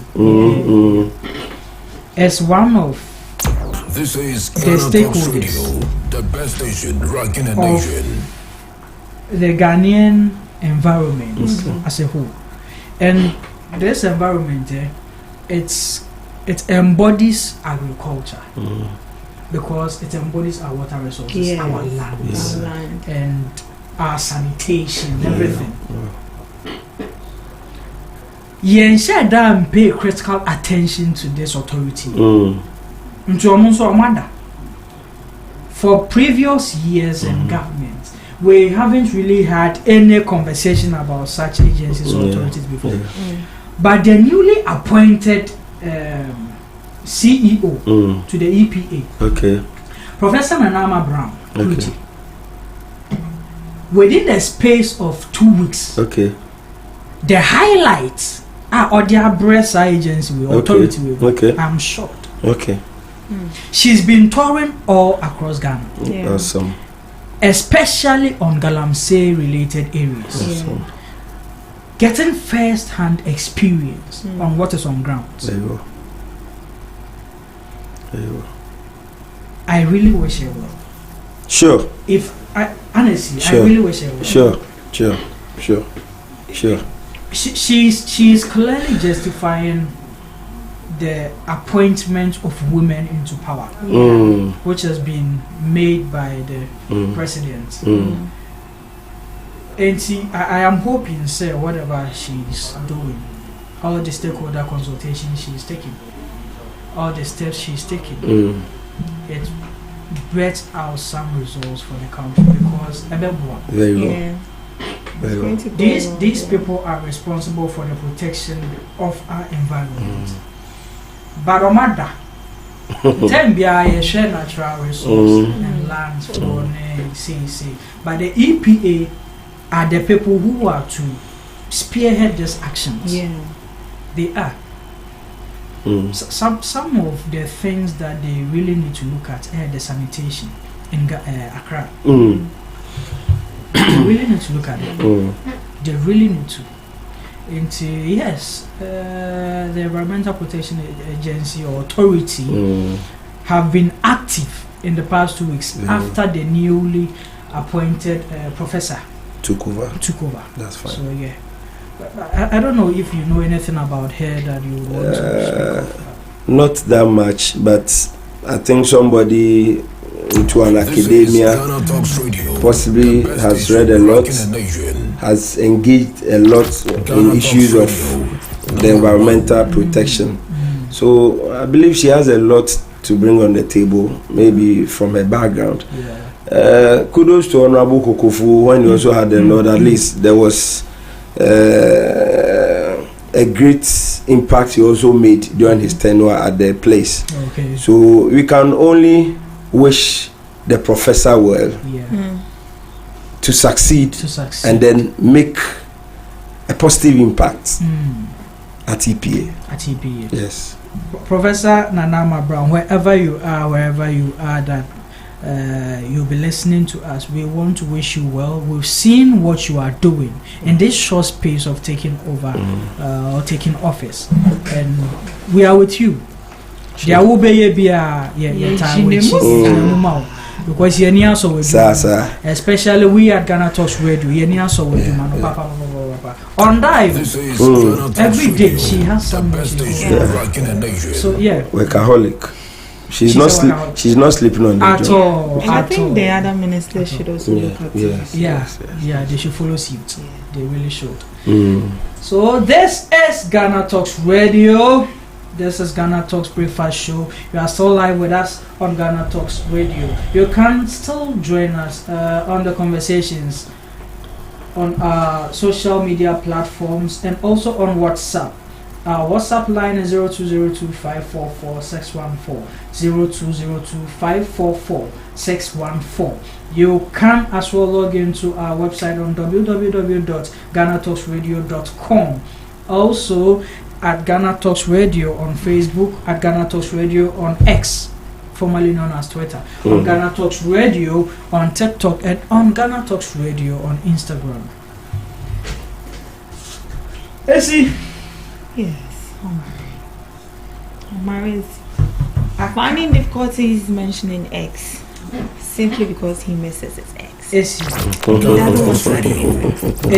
Valentine's. You see the way we Ghanaians were able to go back for JM. I think you should do same too. I don't know who is feeding AC. That's hidden story of mine. A free consultation but from whoever I is guess. doing that, you're not paying. No, it's free. A free consultation. What are friends for? My brother, thank you. So our next storyline, we are going to look at the USAID. They recently announced their withdrawal of their support to the global consensus. As an African and as a Ghanaian in particular, we heavily relied on their support. Sure. Heavily. Hey. And as I say, I'm sure I'm support you. We'll be best shout out to Donald Trump. You know, Africa, we are heavily dependent on the activities of USAID. Yeah. In our democratic dispensation, in issues of health, food, they've been very instrumental. So now that His Excellency Donald Trump is rolling such initiative, frankly speaking, it's going to affect us. It's going to affect us. We can't sweep that under the carpet. Especially nations like Tanzania, Madagascar, that when it comes to food assistance, USAID have to come in to be able to make things worth it for them. Even Ghana, in our democracy dispensation, we need support from USAID. So if Trump says he's cutting it off, definitely we are going to feel the impact of it, and it will really worry us going forward as a nation. I pray that whatever reason that necessitated that move from his part, he will please reconsider his decision, because Trump, So I came across an article, which is Jonas, an advisor in USAID Mali, and then this is what he wrote. The Trump administration's decision to suspend USAID funding, with the exception of Egypt and Israel, could seriously impact future relations between states. USAID, a key partner in economic development and humanitarian aid, operates based on the Memorandum of Understandings that commit state parties to multi-year projects.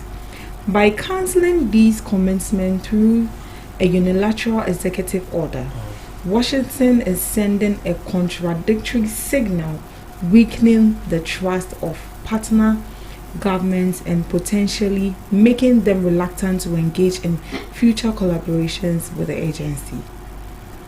What do you make of that? But why would they take the aid off with the exception of Egypt and then Israel? What's so special about it? And then this is Trump for you. See, Sabi, obi bese ni ono no o feel so baby obi bese untumi nchire me hwe. You know,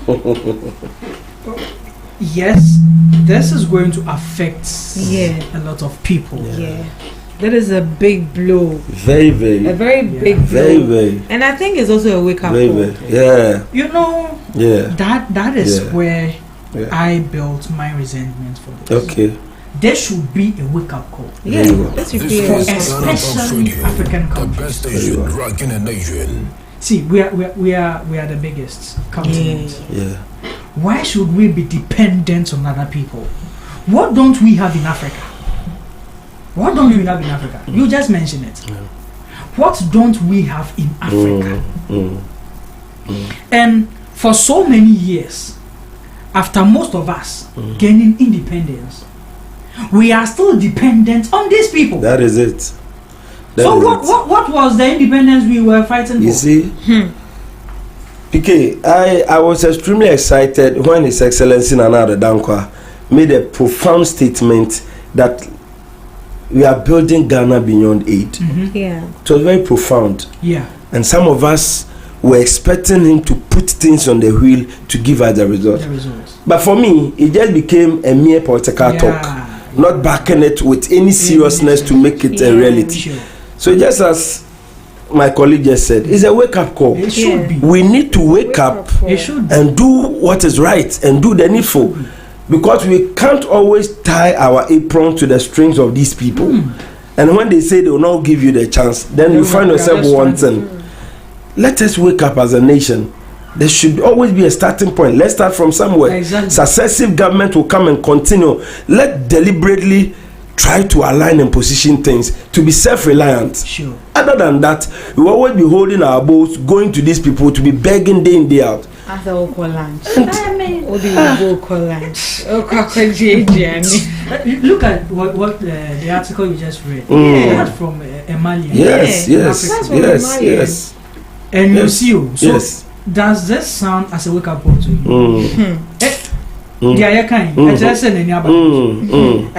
He's keeping resentment on the fact that someone Obia or not an idea.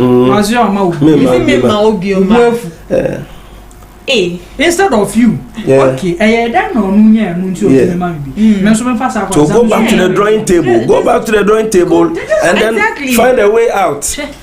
and find a way out. Let's leave other people outside. Ghana, we were expecting over $150 million from USA this year.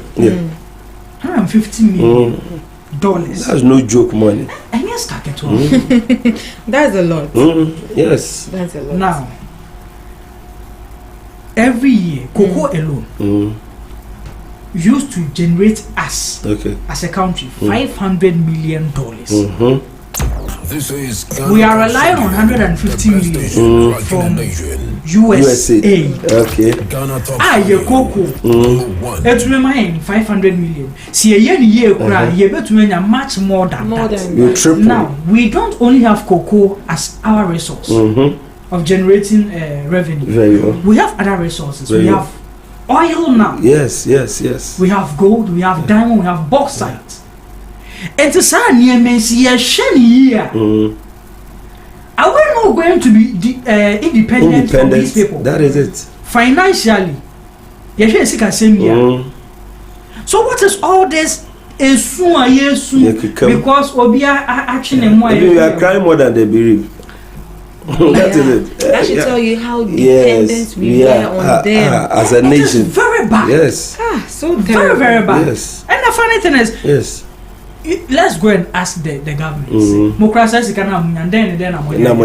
They should even account for it. Analyze it so far from USA. And in Yama, you'll be shocked. Mind blowing.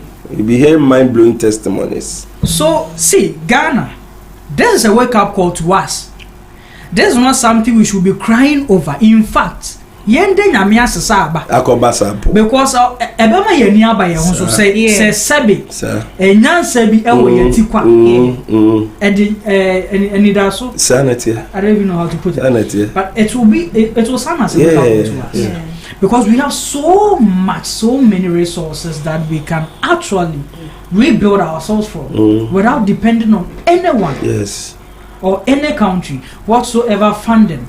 See, we can go into unilateral ties with countries on so many fronts without depending on their finances. Let's try and stream our own financial freedom because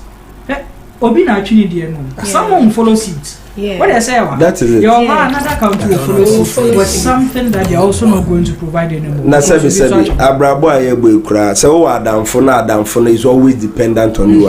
O best start say o dodge there. Because you even be tired. You be fed up with adamfo no. That is it. We really need to look at these things. So let me bring this up since Ablekuma North is closer to us. Okay. What is happening in Ablekuma North? Because yesterday when I was coming from town at the Dansoman Junction, I saw a Rabness gratitude billboard. Thank you. And right beside it, I even forgotten the lady's name. Yes. I also saw her gratitude billboard right beside it. And then when you get to Hong Kong, the overhead, you see a Rabness gratitude billboard, and right beside it, you see a field. What exactly is happening? And I'm hearing in the news and in stories that the NDC want to go for a rerun. Could that be possible? A friend on the lighter side, a friend will say MP and deputy MP fighting in. Wow, that's but serious. You see, let's get serious as a nation. Let's get serious as a nation. You know, it's not a joke anymore. Yeah, it's not. For we to go into an election that we have a referee who supervises an election, behaving as if you are defenseless. For Christ's sake, let's do the needful. The EC must stamp the authority, make sure that the police give them the protection they deserve, and go and declare that seat. Whoever wants, let there be peace, and then we make progress as a nation. We can't continue to behave as if we are living in a banana republic. Some of these things, it is uncalled for, and even it is not healthy for our democracy. Let's do things right. the police must give the necessary security that the EC deserve to go and declare that place, and let the people have a fair representation in the House of Records. We can't continue to do this. For Christ's sake, they should speed up their game. The police must protect or must give defense to the EC to go and do what is right. That is my humble submission on this. This is really causing distraction, and I think it really needs to be given much attention for us to resolve this issue, because these are people's feelings they are playing as well. Tell me who wants to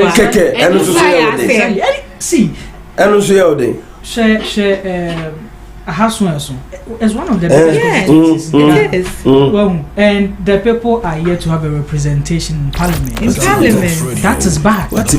And they already appointing ministers. So what if there is an opportunity for her, for them, for whoever wants? Why they delay? Then that opportunity is gone just like that, simply because of the negligence of an authority. See, this EC, this past EC, Ankasa one election. Honestly speaking, let's be frank. Because there's an anonymous letter pushing the president to take action against the EC. There's been a petition. Yes. That's about the boat teaching here, the Baboba. Yes, about the boat teaching here, the Baboba. Because it's really disturbing. So please, with all due respect, this is not good for our democracy. To the extent of them causing distraction to the polling center, the school at Kwashiman. Wow. It has gone. Remember, our democracy is growing. It's a young growing democracy. Into no money boy, you fast. As a nation. Last 3 days, and this man, I don't know why. Recently, he is trying to take the position of Napo. Another break. It seems every week he says something that's, out of context. It's last 3 days he was seen on tape saying that and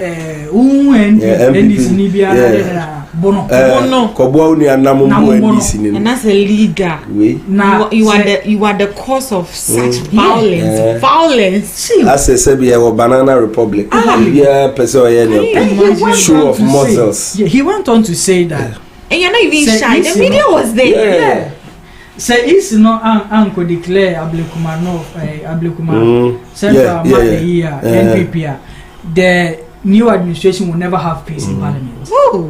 They will keep oppressing them. It's very unfortunate. Very unfortunate. And honorable. Very unfortunate. Please.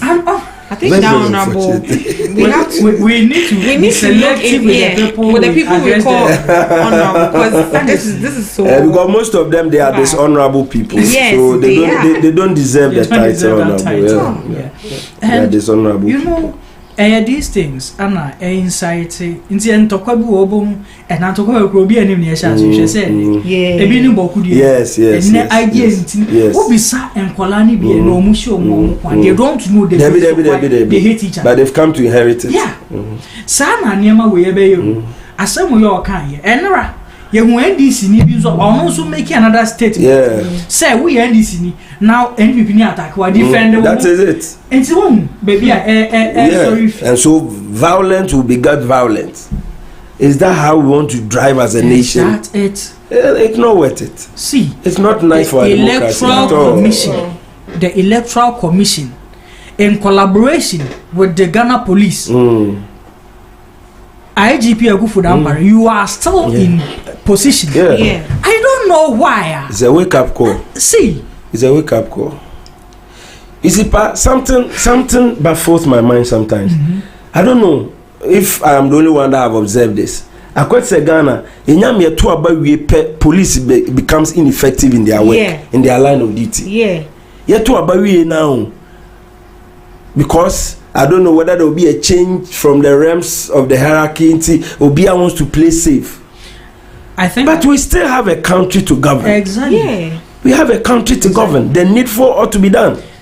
And you know, this boils down to something that has always, I don't know, maybe I have also been the only person observing it. But I say Ghana, everyone is more concerned about their position than the purpose of the position. Exactly. Or even the role. Exactly. The role they are supposed to play. Exactly. As long as you have the position, okay, I'm the minister for what. Now I relax it. Shania Koso and then Tokwa Ochina say. And we know the extent with which political or electional violence can get to. Can get to. Yeah. And see, the police more relaxing.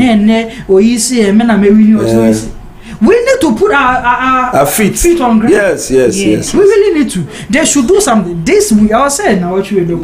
Sharp. And what is the president saying about it? What is the president saying about it? Well, His Excellency is a wake-up call. It is. A wake-up call. Yes. Honeymoon wedding. Anyone put your air cry. Honeymoon do catch a keke, but I'm fine. You or it's your best. On fun Nancy, who is representing the good people of that constituency. Exactly. We need to take we need to make progress. Yes, as a nation, we need to make progress. They really need to. They have to be fairly represented in the House of Parliament. Yeah. Sure. But with regards to what the NDC members are saying that they want to go for a rewind, could that be possible? I believe that discretion lies in the EC. Yeah. The EC know better. If there is a need for a rerun, the EC must come all out to let us know. If you think you are questioning some of the polling station or whatever, they should come. The EC must come to speak openly to us, and let's know the forward march of this issue. Sure. And because when you leave everybody in limbo, Obia be try so children in a different dimension, thinking that maybe the NSA but we see, and then I'll start to say why you over time, and you are well acclaimed when. Every route in Africa are easy. You've been known for your competence and good work. So what is changing this time round? What is changing this? Stamp your authority. Take a firm and decisive decision, and let's make progress. Sure. Because I mean, yes, even though the NDC is calling for a rerun, we don't just go for reruns. The election. So first one night, what happened in Tia? Mo fele say I don't know moment today. Yeah, okay. Abanu peppers ni bia yara. And ponji bia be we. And now obi edi bia be friend. And Tia to me in quality we. Yeah, santo for when they fine. But without leaving everyone in the shadows. In the shadows. It is only going to cause chaos. Yes. They need to do something. Very well. They really need to. Very. They really need to. Very. You are still with us on GhanaTalks Radio. This is GhanaTalks Breakfast Show. Join the conversation on WhatsApp via our line 0202544614. 0202544614. I am still in the studios with Mr. Beckson, and the beautiful Isina, my co-host. Mahama dream but they may X Hama dream. All because Makwaka said now make X. Don't worry, X is able to maybe the president Dakro. So allow it, Somari. Allow it. One of the major news that came up. I think that will be our last conversation for the day this morning. Okay. The protesters who were being prosecuted. Okay. Almost from Stop Galamsey protest for okay. Yet she or more koto prison and say the new Attorney General said he is discontinuing that case. I don't know. It's good news to me. I think it will be for the better. Yeah. It's good news because as a citizen, it is rightfully yours to protest against and fight for your right. Yeah. So why were they charged? Why were they arrested, charged, and prosecuted in the first place? And America say, you see, yeah, democracy, no, we are still growing the democracy. But no man be why and per se ye be soon the account. But it is part of the growing processes. Like these things are allowed. But Beck, it's allowed. It's allowed to let you know that at the way me happy as a citizen, I am registering my displeasure to you. And as tenant of the democracy, it's a part. You agree to disagree. We will build a compromising point because we are building a nation. Now, me know when you have here was a macho. Hey, and the democracy there.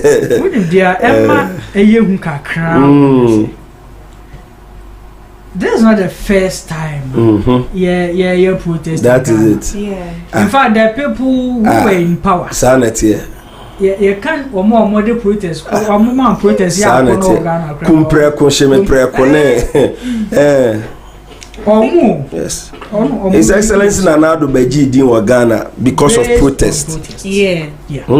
Protest. Arresting people for exercising their civil rights. Their human rights. It was uncalled for. The new Attorney General Dominic we commend you for that. Great move. Great move by our standard. We are all happy. Great move by our standard. I think this, in a way, sets a pace on our recovery to our freedom as a people.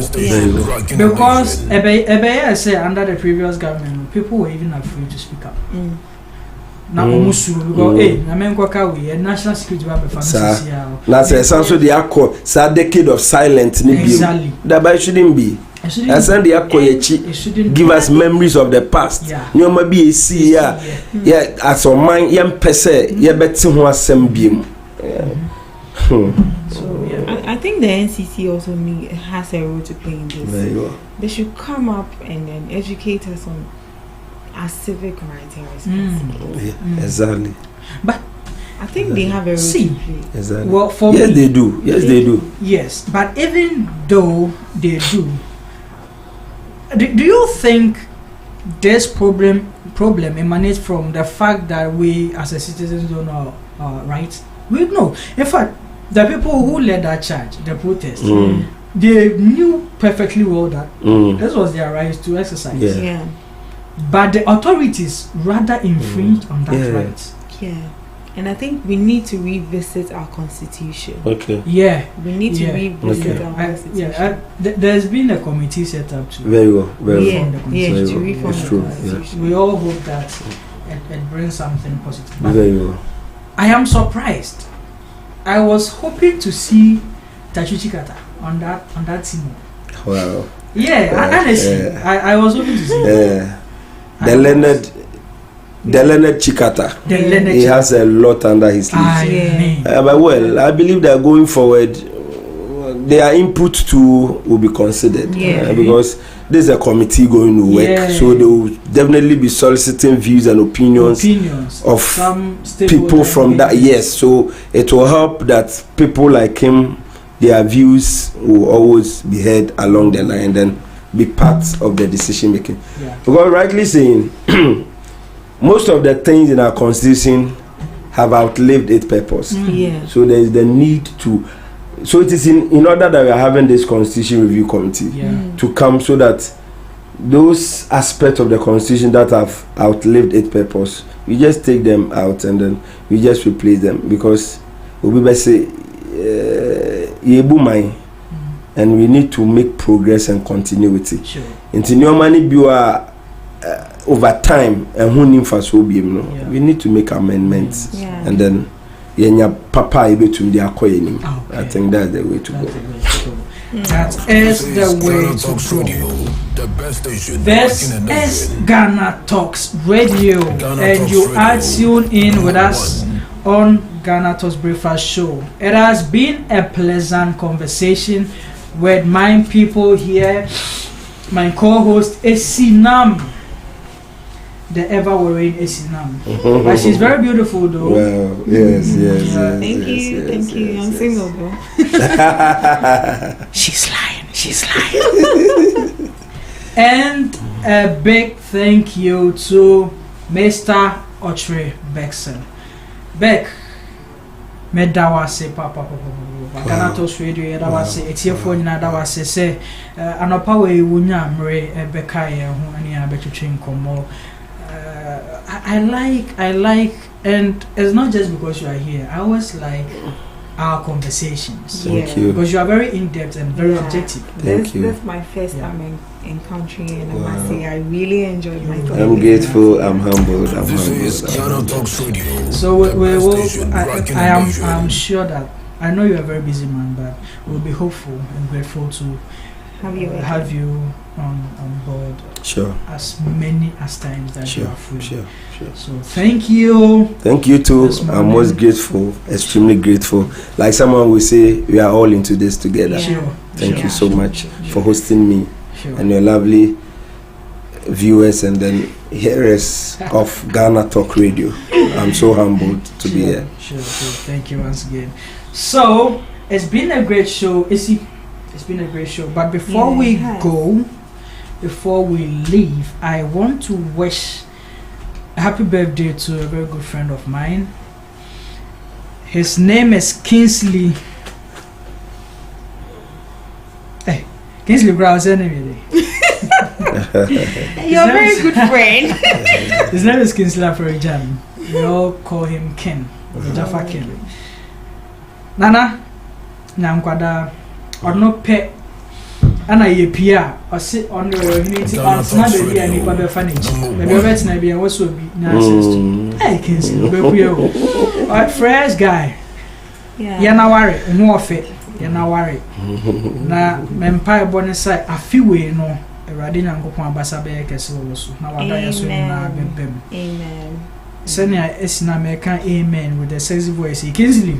Yeah, Chapa Mistake Hanabeshe esina me. Was your birthday gift to be at the mount, right? But yeah, happy birthday from us all, from Regina, from Baba, from Raj. We wish you a happy birthday. From Penny, we wish you a happy birthday, Kingsley. Have a blast. In Senya ya we party no nti afi me ba why. Nyame onishira wo. And oh, sorry. A special good morning to Miss Juliet Nadede, Dave Pixel, Miss Sharon Kaleji. Thank you so much for joining me in the show to listen to us. We promise to bring you more stories and deep insights and news on whatever is happening all over the world. Thank you so much for tuning in. All over the world, we thank you all. This is GhanaTalks Radio. This is GhanaTalks Breakfast Show. We will be coming your way every weekday, 7 a.m. to 10 a.m. as we did today. I know you enjoyed it. Same way, I wish you a very enjoyable day and week ahead of time. We will see you once again tomorrow. I have a very special message for everyone listening to me. After that message, I bounce. It's a motivational message. This is GhanaTalks Radio, the best station rocking the nation. And this message, and you will be a natural, me and I'm sure, I want people to understand that you need to be content with life, with everything going on in your life. First and foremost, be grateful that you have life.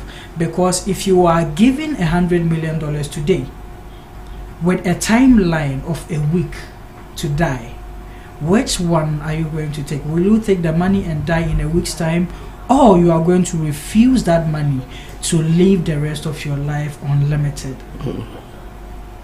Life is a precious gift. With every day that you wake up on your bed, just give thanks and praise to God, because life is the ultimate gift that you can ever wish for. So be grateful for life. We come your way again next time tomorrow, same time on GhanaTalks Radio. Have a blast. Bye. Have a good day. Thank you. Thank you so much. I really